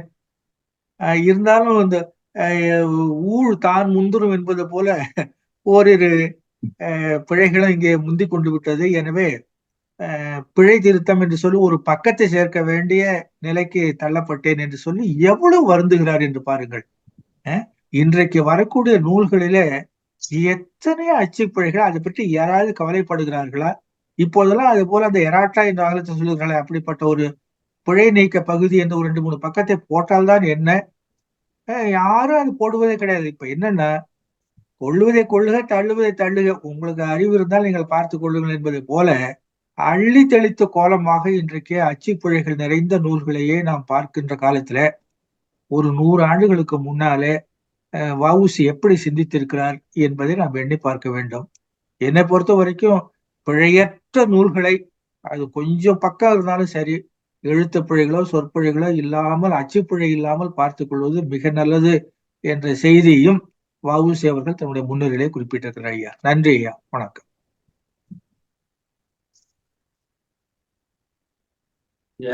ஒரு கருத்து சொன்ன, முக்கியமா நீரின்றி அமையாது உலகு என்பதற்கு அகல உரை சொல்றார். நீர் இல்லாமல் உலகம் நிலை நில்லாது என்பது யாவருக்கும் உடன்பாடு என்றால், மழை இல்லாமல் யாரிடத்து ஒழுக்கம் நிலை நில்லா என்பதும் யாவருக்கும் உடன்பாடாம் என்றவாறு சொல்லிட்டு கடைசியா சொல்றாரு, ஒழுக்கு என்பதற்கு இணைய தடை மீண்டும் சொல்லுங்கள் ஐயா. அதாவது நீரின்றி அமையாத உலகு என்ற ஒருக்கு பதவுரை எழுதினார். நீதி இல்லாமல் உலகத்து உயிர்கள் நில்லா சொல்லிட்டு சொல்றாருங்க, மழை இல்லாமல் இல்வாழ்வார்க்கும் துறந்தாருக்கும் ஒழுக்கம் நில்லாது என்று அகல உரை எழுதினார். அகல உரையில நீதி இல்லாமல் உலகம் நிலை நில்லாது என்பது யாவருக்கும் உடன்பாடு என்றால், மழை இல்லாமல் யாரிடத்தும் ஒழுக்கம் நிலை நில்லாது என்பதும் யாவருக்கும் உடன்பாடாம் என்றவாறு, ஒழுக்கு வானின்றி அமையாது என்பதற்கு மழை நீரொழுக்கு வானை இன்றி அமையாது என்று உரைப்பாரும் என்று பரிமேல கருத்தை இங்கே இணைத்து காட்டி மறுக்கிறார்.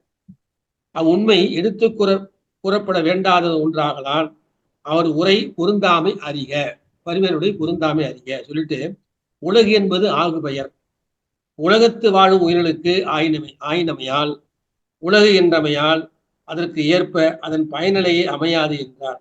யார் யாருக்கும் என்று இரட்டித்து ஒழிந்தமையால் இல்வாழ்வார்க்கும் துறந்தாருக்கும் என்று பொருள் உரைக்கப்பட்டது. என்ன சொல்றாரு, இந்த ஒழுக்கம் என்பதை இல்லத்தாருக்கும் துறவரத்தாருக்கும் மழைதான் காணும் என்ற கருத்தை அடிப்படை வைத்துக் கொண்டு விடுகிறாருடைய, அதுக்கு சரியான விளக்கத்தை அவர் இன்னும் கொஞ்சம் நுணுகி ஆராய்ந்திருக்கலாம் என்று தோன்றுகிறது நீ சொன்ன கருத்து. நல்லதுங்க. இங்க ஒரு சின்ன இடைக்குறிப்பு. அடியேன் திருக்குறள் உரை வெண்பா என்று வானதி பதிப்பு மூலம் ஒரு நூலை வெளியிட்டேன்.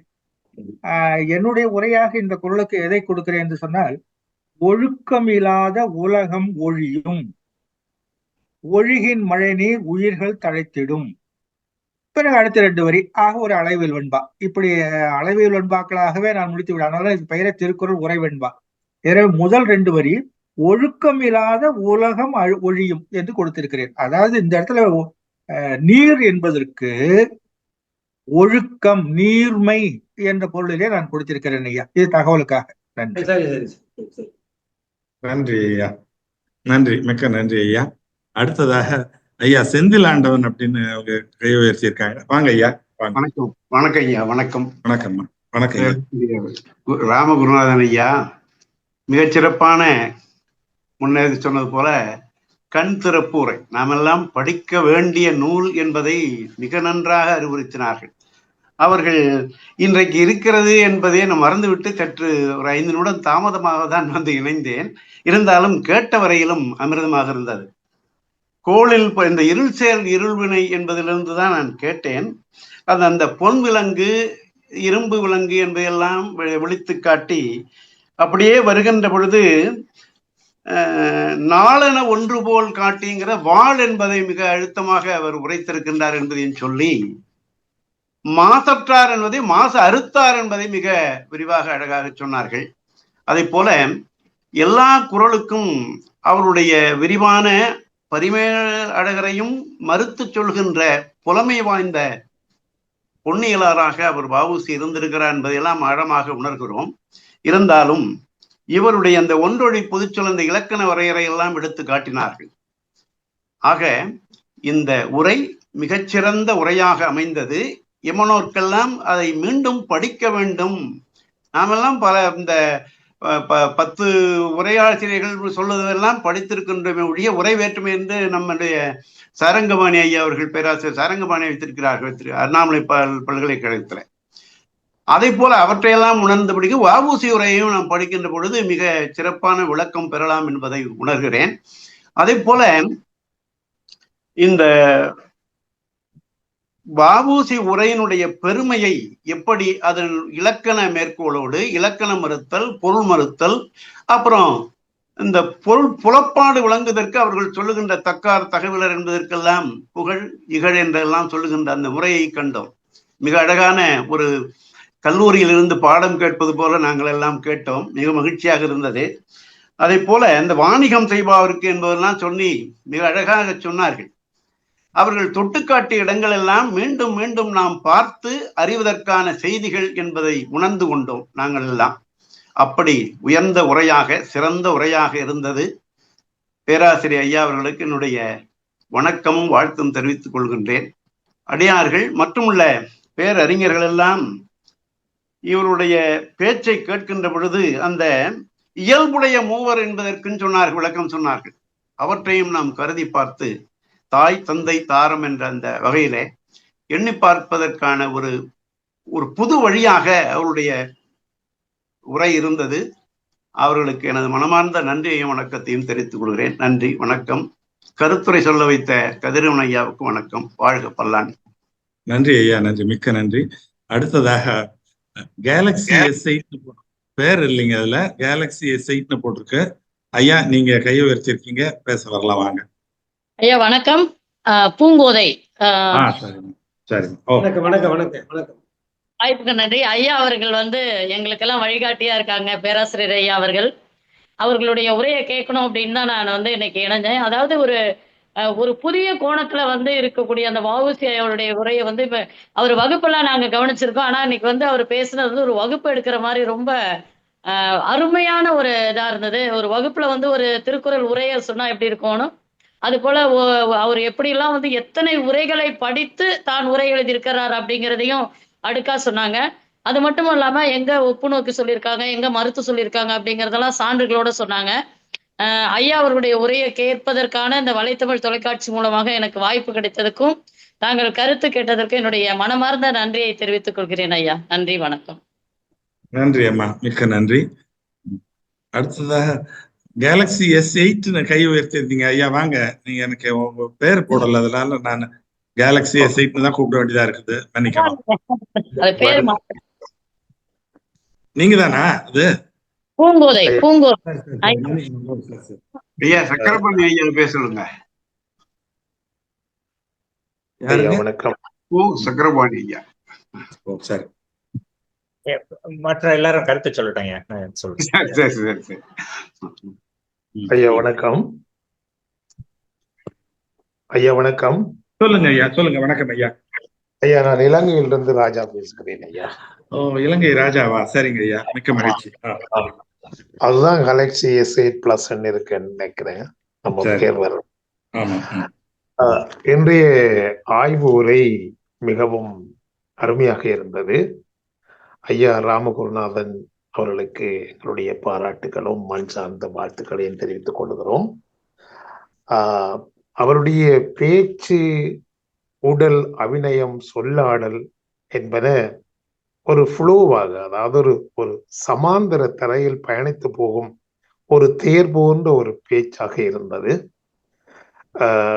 ஆசிரியர்கள் உண்மையாகவே ஆசிரிய பண்புகள் பண்புகள் ஒரு தெளிவான நீரோடையில் மிதக்கின்ற ஓடத்தை போலதான் இருக்கும். ஒரு மேடை பேச்சாளனை விட ஆசிரியருடைய சொல்லாடல் எத்தனையோ சிந்தனையாளர்களை உருவாக்குறது என்ற அடிப்படையில் இன்று வஉசியின் திருக்குறள் கண்திறப்பு விழா மிகவும் அருமையாக நடந்தேறி இருக்கிறது. நாங்கள் இதுவரைக்கும் இப்படி ஒரு நூல் இருப்பதாக அறிந்திருக்கவே இல்லை. அதிகமாக நாம் சாதாரணமாக பார்க்கக்கூடிய அனைத்து அந்த உரையாளர்களை மாத்திரமே நான் பார்க்கிறோம்.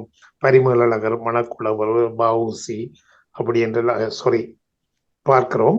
ஆனால் இவருடைய புத்தகம் எங்களுடைய நூலகத்தில் தென்பட்டதாக எனக்கு தெரியவில்லை.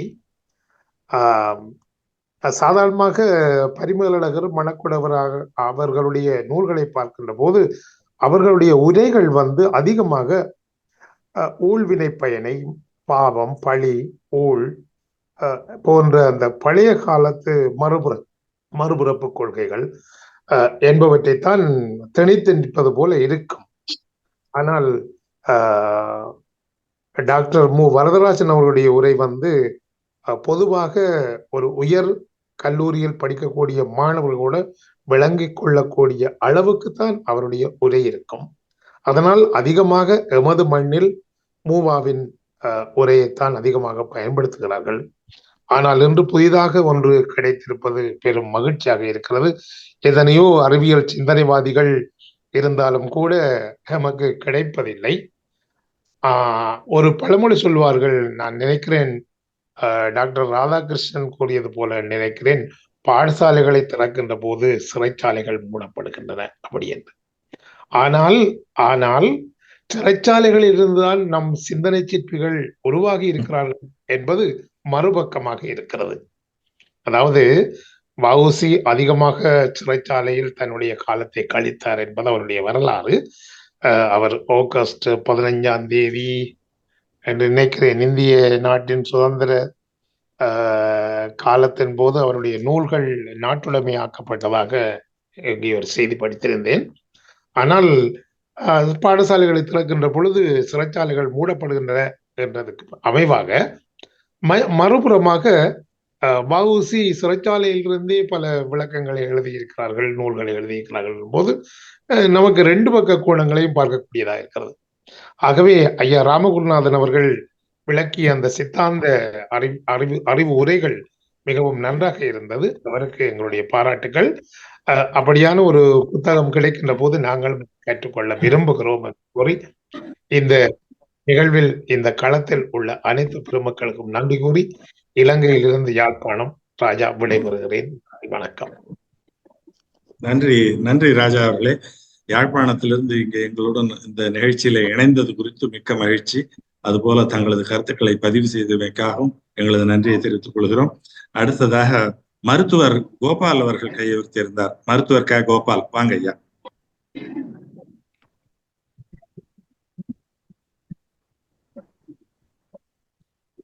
டாக்டர் கோபால்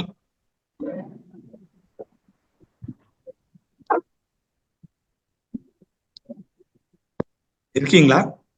ஐயா இதய கீதம் இருக்குங்க ஐயா, இதய கீதம் இருக்கேன். சரி பேசுங்க ஐயா, வாங்க. சரி, இதய கீதம் ஐயா பேசுங்க, வாங்க ஐயா. நம் காலத்தில் கிடைத்த ஒரு கருவூலம் எங்கள் ஐயா. உலக அரங்கமே அவருடைய பேச்சை உற்று நோக்கி கொண்டிருக்கிறது. ஞாலத்தில் எப்போதும் நன்மையை நினைக்கின்ற வேந்தர் இவர். இமை பொழுதும் சோர்வில்லாத இவர் உழைப்பு பல்வேறு தமிழ் அறிஞர்களை உருவாக்கி இருக்கிறது. இவர் பரிமேலழகருக்கும் வஉசி ஐயாவுக்கும் உள்ள கருத்தை சொன்னபோது எல்லோரும் வியந்து போற்றினார்கள். காரணம், இந்த உரைகளெல்லாம் படிக்கிற வாய்ப்பு பலருக்கு கிடைக்கவில்லை. கிடைக்காத பலருக்கும் கிடைக்க வைத்து, கொள்கையிலே நாளும் திளைக்க வைத்து நன்மையை செய்கிற எங்கள் நானிலம்தான் எங்கள் ஐயா பேராசிரியர் ஐயா. அவருக்கு எங்கள் இதயபூர்வமான வாழ்த்தினையும் வணக்கத்தினையும் காணிக்கை மலர்களாக சமர்ப்பிக்கிறோம். இனி நல்லதெல்லாம் நடக்கும். நானிலம் அவரை வாழ்த்தும். பூமி புதிதாய் கிடக்கும். புன்னகை மட்டுமே சூழ்ந்து நிற்கும் என்ற எங்கள் இதயபூர்வமான எளிய வாழ்த்தையை குருநாதர் ஐயாவுக்கு தெரிவித்து விடைபெறுகிறேன். நன்றி, வணக்கம். மிக்க நன்றி ஐயா. நினைத்த மாத்திரத்திலே கவிதை எழுதக்கூடியவர் நீங்கள். எனவேதான் கவிதையாகவே உங்களது உரையும் அமைந்திருந்தது. மிக்க மகிழ்ச்சி. நன்றி ஐயா. சிங்கப்பூர்ல இருந்து வாசியை கண்டபடி ஐயா வந்திருக்க. டாக்டர் வாசியை கண்டப்படுங்க சிங்கப்பூர். வாங்கம்மா, வாசுகியம்மா வாங்க. வணக்கம்மா. அனைவருக்கும் வணக்கம். உண்மையில் இன்று ஒரு அரிய வாய்ப்பு. நான் சென்னையில் இருந்தால் தெரியவில்லை, சிங்கப்பூரில் இருந்ததால் எனக்கு நேரம் கேட்கலையா? கேட்கல, சரியா கேட்கலமா. கொஞ்சம் கிட்ட வந்து பேசுங்க. புலி தடை இருக்கு. இப்ப கேக்குதா? சரி. சிங்கப்பூர்ல இருந்து பேசுறாங்க. அனைவருக்கும் வணக்கம். உண்மையில் நான் பெரிதும் மகிழ்ந்து நான் பேசுகின்றேன். ஏனென்றால் நான் சென்னையில் இருந்தால் கூட இவருடைய பேச்சை கேட்டிருப்பதோ தெரியவில்லை.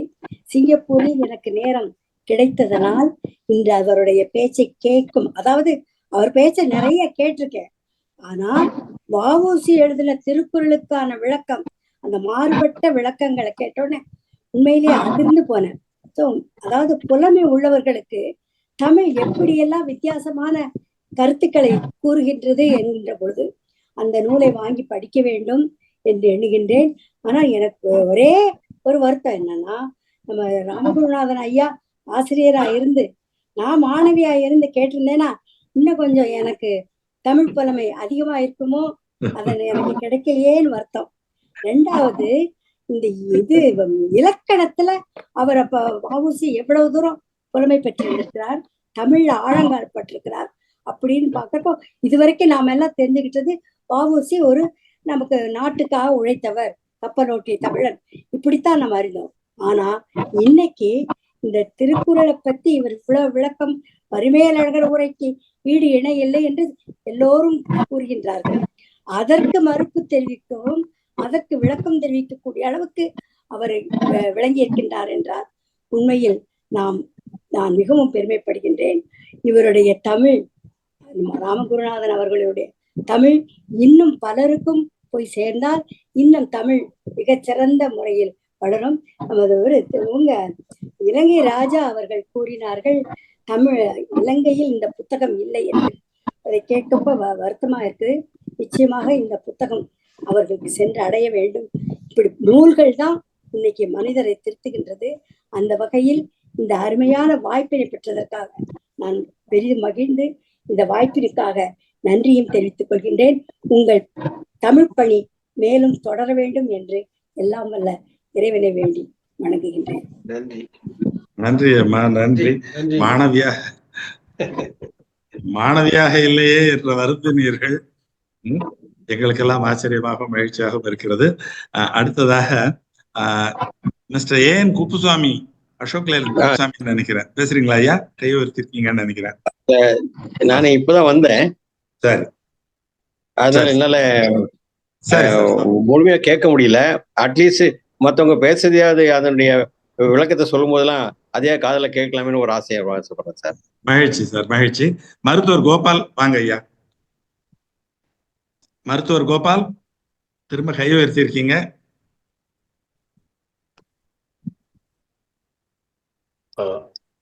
அன்மியூட் பண்ணிட்டு பேசுங்க சார். இல்ல, ஏதோ பிரச்சனைன்னு நினைக்கிறேன். ஐயா வணக்கம் ஐயா. நான் இலங்கையிலிருந்து மீண்டும் ராஜா ஒரு வினாவுக்கு கேட்க, ஒரு ஐயாவிடம் ஒரு வினா கேட்கலாம் என்று இருந்தேன். அதை கூற மறந்து விட்டேன். ராமகுருநாதன் ஐயாவோட அவர்களிடம் ஒரு வினா கேட்க வேண்டும்.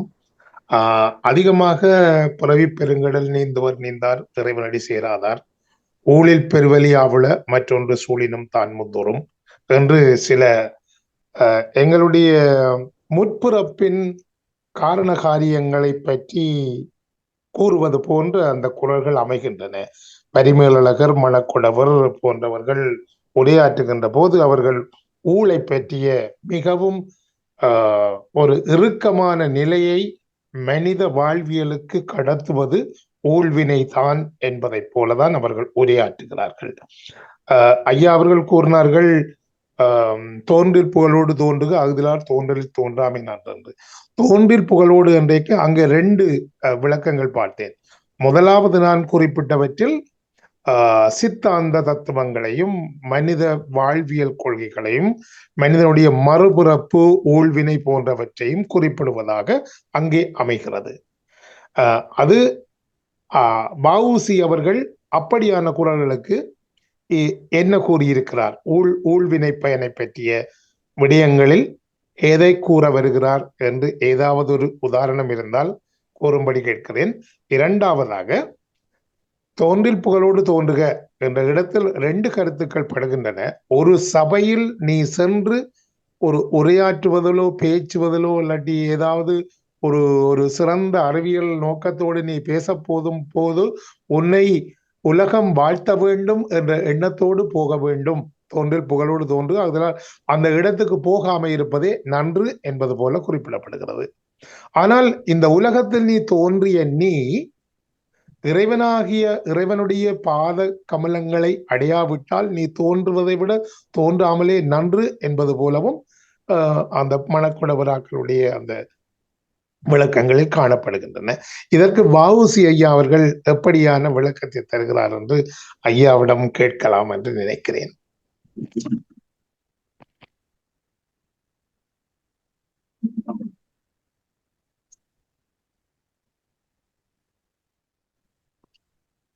அன்மியூட் பண்ணணும் சார். அன்மியூட் பண்ணணும் ப்ரொஃபசர்.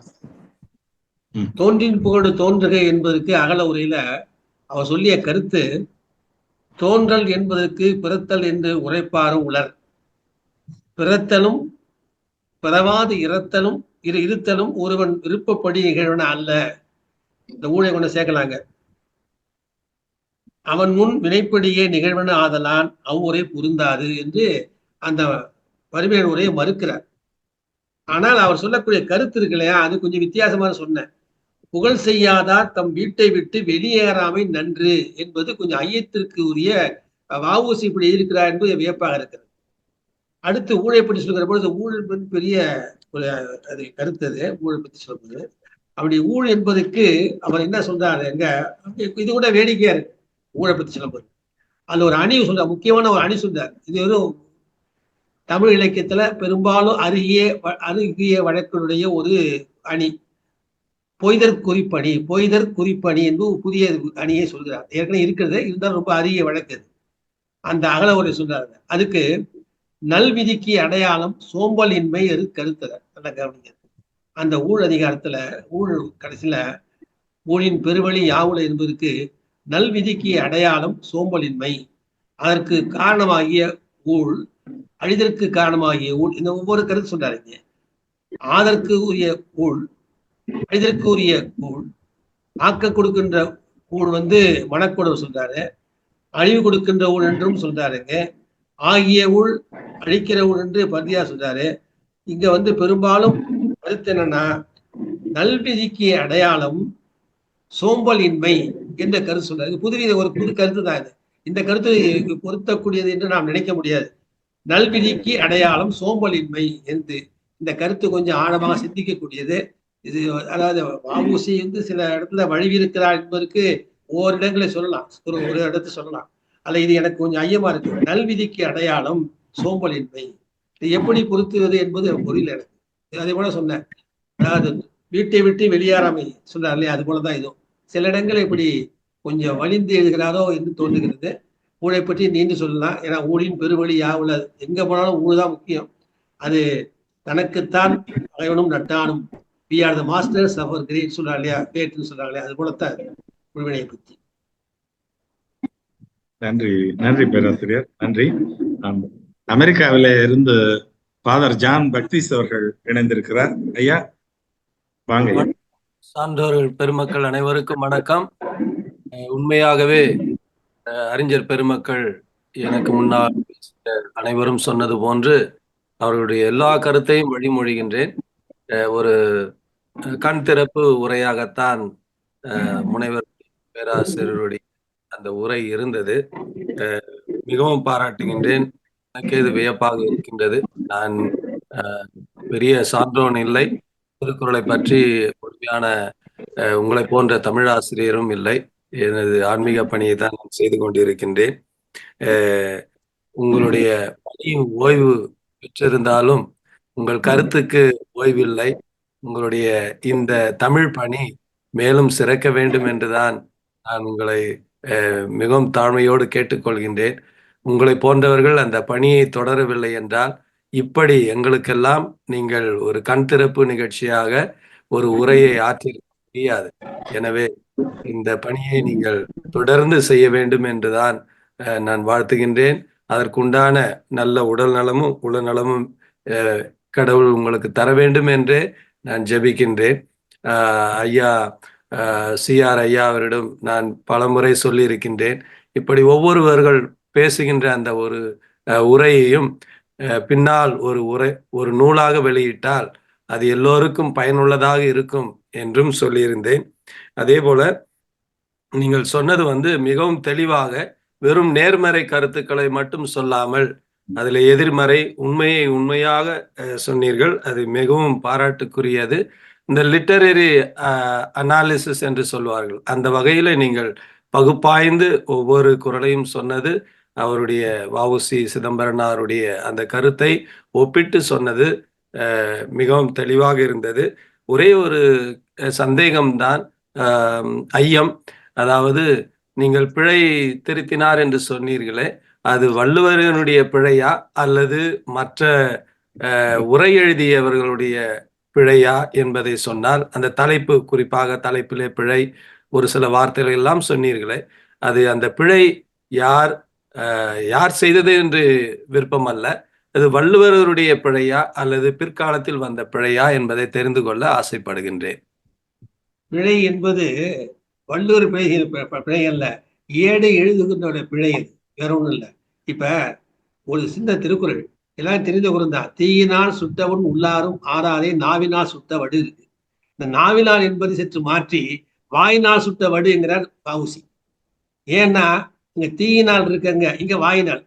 இப்ப நாக்கு வேற வாய் வேற இல்லை. அதே போல எல்லா விளக்கும் விளக்கல்ல, சார்ந்தோருக்கு பொய்யா விளக்கு என்று ஒரு பொழுது பலருடைய உரையை கொஞ்சம் ஏற்றுக்கொண்டு அதே சமயத்துல ஒளி என்பது வேறு, வெளிச்சம் என்பது வேறு என்று வகைப்படுத்தி இப்படி சில இடங்கள் உண்டு. இங்க பிழை என்பது ஏடு எழுத்து நேருகின்ற பிழைதான். ஏன்னா ஏடு எல்லாரும் படிக்காதவனும் எழுதுவான், ஏடு எழுதுவான். நம்ம ஒரு எழுத்து சொல்லணும்னா அவன் எழுத்து எழுதுவான், புள்ளி உள்ள எழுத்துனா புள்ளி இல்லாம எழுதுவான். அதெல்லாம் அந்த காலத்துல உண்டு. அப்படி பிழை என்பது வள்ளுவர் செய்ததல்ல, வள்ளுவர் தேர்வு செய்யவில்லை. இந்த எப்பொழுதுமே இந்த உரையாசிரியர் இருக்காங்களே, அவங்க செய்தது கொஞ்சம் வித்தியாசம் செய்வாங்க. The art of the artist is to give the art, but the business of the critic is to reveal the art. To reveal the art இருக்கு இல்லையா, எப்படி அந்த உரை எழுதுகிறானோ அதுக்கு தகுந்தவாறு பிழை நீங்கி எழுதுவான், பிழை சேர்த்து எழுதுவான். என்ன உண்டு. பிழைபட எழுதுவது என்பது மிக அருகியது. இந்த காலத்துல அதுதான் பெருகியது. நன்றி ஐயா, பாராட்டுக்கள். நன்றி ஐயா. நன்றி ஐயா, மிக்க நன்றி. சிறந்த கேள்விகள், மிக வெளிச்சம் பாய்ச்சக்கூடிய பதில்களை வரவழைக்கும் என்பதற்கு இந்த கேள்வியும் பதிலும் உதாரணமாக அமைந்திருந்தது. அவையோரின் கவனத்துக்கு ஒரு செய்தி. ஃபாதர் ஜான் பக்திஸ் அவர்கள் தன்னடக்கத்துடன் சாமானியன் என்று சொல்லிக் கொண்டாலும் திருக்குறளை ஸ்பானிஷ் மொழியிலே மொழிபெயர்த்தவர். அதை நான் இந்த அவையிலே சொல்ல வேண்டும். நன்றி ஃபாதர், நன்றி. வேற எவரும் தங்களது கருத்துக்களை கூற விழைகின்றீர்களா? அவங்க சக்கரபாணி ஐயா பேசலாம். நீங்க ஞானபிரகாசம் கேட்கல. ஞானபிரகாசம் இருக்காரு. எனக்கு வாய்ப்பு கொடுத்தா நான் ஒரு வாங்க ஐயா, வாங்க வாங்க வாங்க வாங்க ஐயா. தொண்டை சரியில்லாத அனைவருக்கும் வணக்கம். இந்த முப்பால் அமைப்பில் திருக்குறள் நயவுரை குறித்து பேராசிரியர் ராமகுருநாதன் அவர்கள் மிக சிறந்த நயவுரை என்று சொல்லுவேன், நல்ல உரை என்று சொல்லலாம், மிக அரிய கருத்துக்களை நம்மிடையே பகிர்ந்து கொண்டார். வ.உ.சியை பற்றி நினைக்கும் பொழுது அவர் விடுதலை போராட்டத்தில் பங்கு கொண்டு விடுதலை உணர்வுகளை மக்களுக்கு ஊட்டினார் என்பதுதான் நான் கேள்விப்பட்டிருக்கிறேன். ஆனால் அந்த காலத்திலும் கூட அவர் விடுதலை உணர்வை விட இலக்கிய உணர்வையும் மக்களுக்கு ஊட்டி திருக்குறளுக்கு ஒரு அறத்துப்பால் நூலையும் அந்த அதிகாரத்திற்கு ஒரு கருத்துரையும் எழுதியிருக்கிறார் என்பது இது பேராசிரியர் ராமகுருநாதன் அவர்கள் மூலமாக தெரிந்து கொண்டேன். இன்னொன்று, வ.உ.சி. ஐயா அவர்கள் காமத்துப்பால் பொருட்பாலுக்கும் உரை எழுதியது நம்மளே கிடைக்காம போயிட்டு தான் எனக்கு தெரியவில்லை. அந்த பேராசிரியர் அவர்கள் தான் அந்த பேராசிரியர் அவர்கள் தான் விளக்கம் தெரிவிக்க வேண்டும். இல்ல அதாவது அறத்துப்பால் பொருட்பால் காமப்பால் மூன்று இருக்காரு.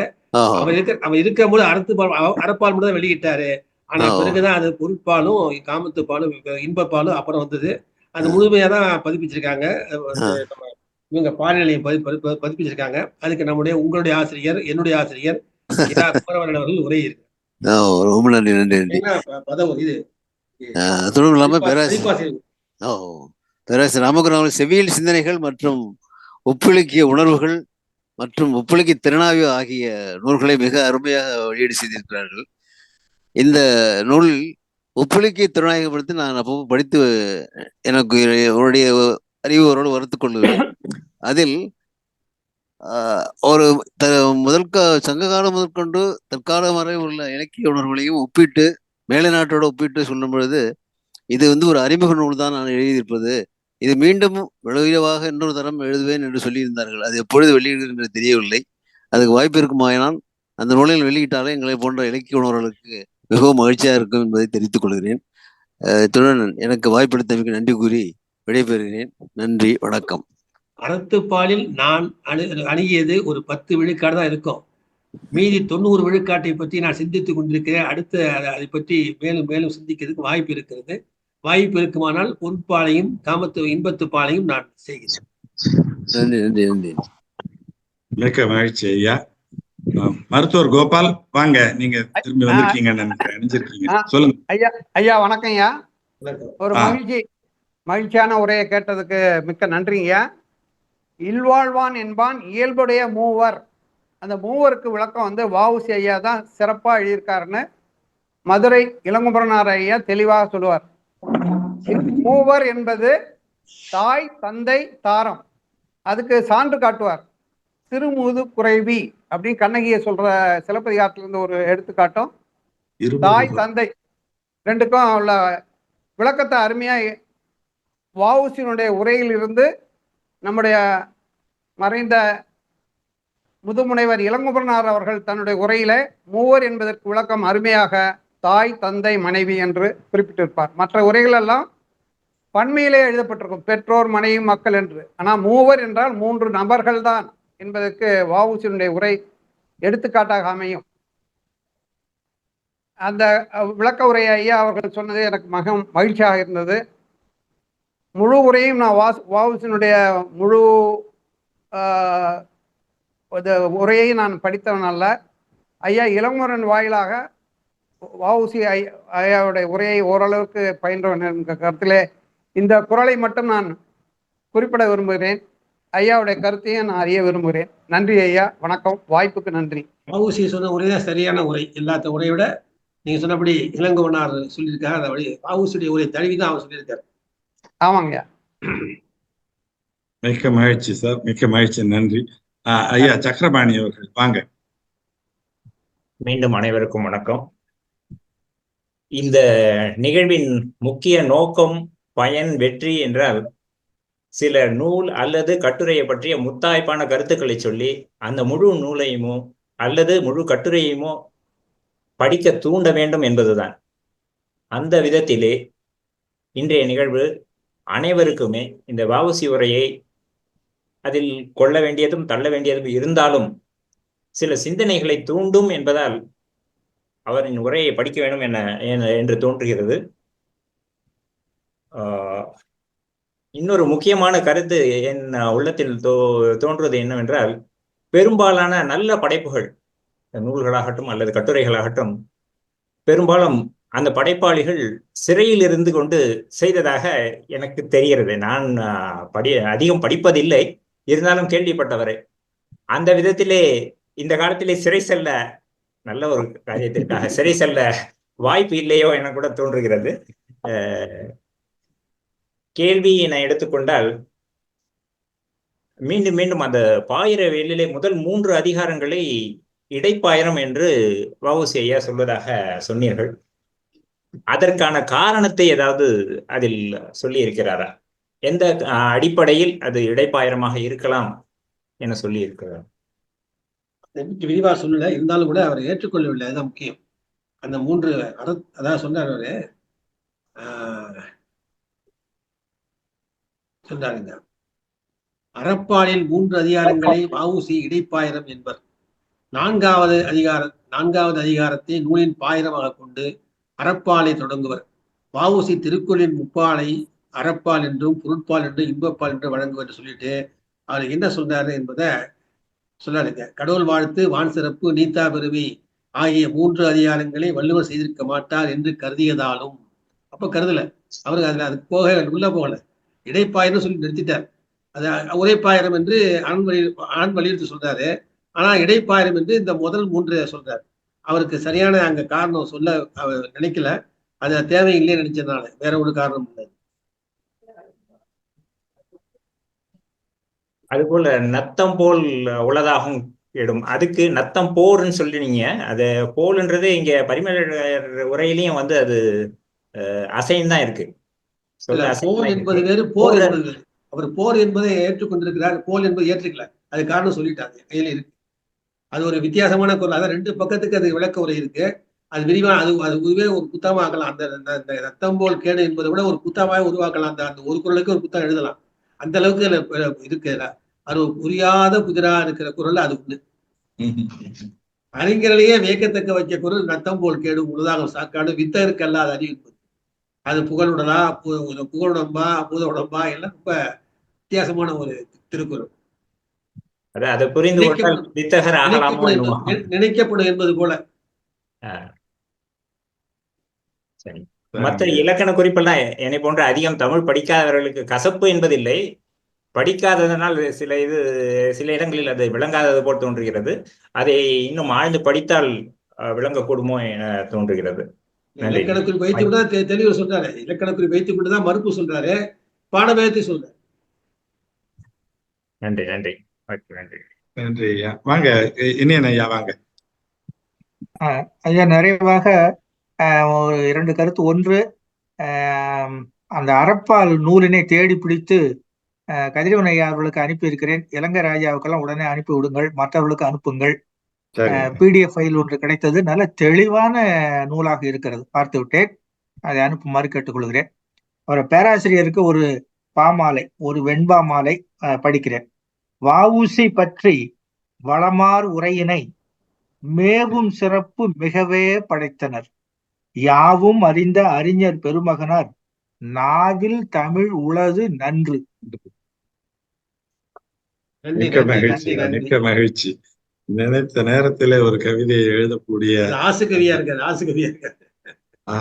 ஆற்றல் எங்களை எல்லாம் வியக்க வைக்கிறது ஐயா. மிக்க மகிழ்ச்சி, மிக்க நன்றி ஐயா, மிக்க நன்றி. நான் அந்த பதிவு நீங்கள் அனுப்பியிருந்தால் நான் இவரோட பகிர்ந்து கொள்கிறேன், ராஜா அவர்களோடு பகிர்ந்து கொள்கிறேன். வேறு எவரும் கருத்து கூற விரும்புகிறீர்களா? ஒரு வேண்டுகோள் ஐயா. சொல்லுங்க சார். பேராசிரியர் எப்படியோ அவர் வழி அவருடைய மாணவரும் நான் அந்த திருக்குறள் பணி செய்து வருகின்றேன். நாள்தோறும் யூடியூப் வாயிலாக திருக்குறள் சிந்தனை என்று வெளியிட்டு வருகிறேன். சரி, 1 நிமிடம் தான், 1 நிமிடம். இன்றைக்கு 1300வது குறள் போயிருக்கிறது. தஞ்சம் தமரல்லர் ஏதிலார் தாமுடைய நெஞ்சம் தமரல் வழி என்ற குறளோடு இன்றைய குறள் முடிந்தது. தொடர்ந்து வரும். அதிலே நான் பெரும்பாலும் தேவநேய பாவாணர் உரையை பின்பற்றித்தான் சொல்கிறேன். அதை போல நம்முடைய வலைத்தமிழிலே நீ கதிரவன் ஐயா வாய்ப்பு இருக்குமானால், நான் ஏப்ரல் 18ஆம் தேதி வெள்ளிக்கிழமை பாவாணர் மரபுரை பற்றி திருக்குறளுக்கு அவர் மரபுரை எழுதியிருக்கின்றார். அந்த நூலினையும் பரிமேலழகரிலிருந்து அவர் எவ்வாறு வேறுபடுகிறார் என்பதையும் வாய்ப்பு இருக்குமானால் ஐயா குருநாதன் ஐயா அவர்கள் வழி தெரிவித்தால் யானும் பங்கு பெறுவேன் என்பதை பணிவோடு வேண்டுகிறேன். சரிங்க ஐயா, சரிங்க ஐயா, நான் பேசுறேன். உங்களுடைய எண்ணெய் எனக்கு அப்புறமா நீங்க பகிர்ந்துங்க ஐயா, நம்ம பேசுவோம். சக்கரபாணி சார்ட்ட கொடுங்க நம்பரை, நான் அவர் மூலமா பேசுறேன். சரிங்க, மகிழ்ச்சி மகிழ்ச்சி, மிக்க மகிழ்ச்சி ஐயா.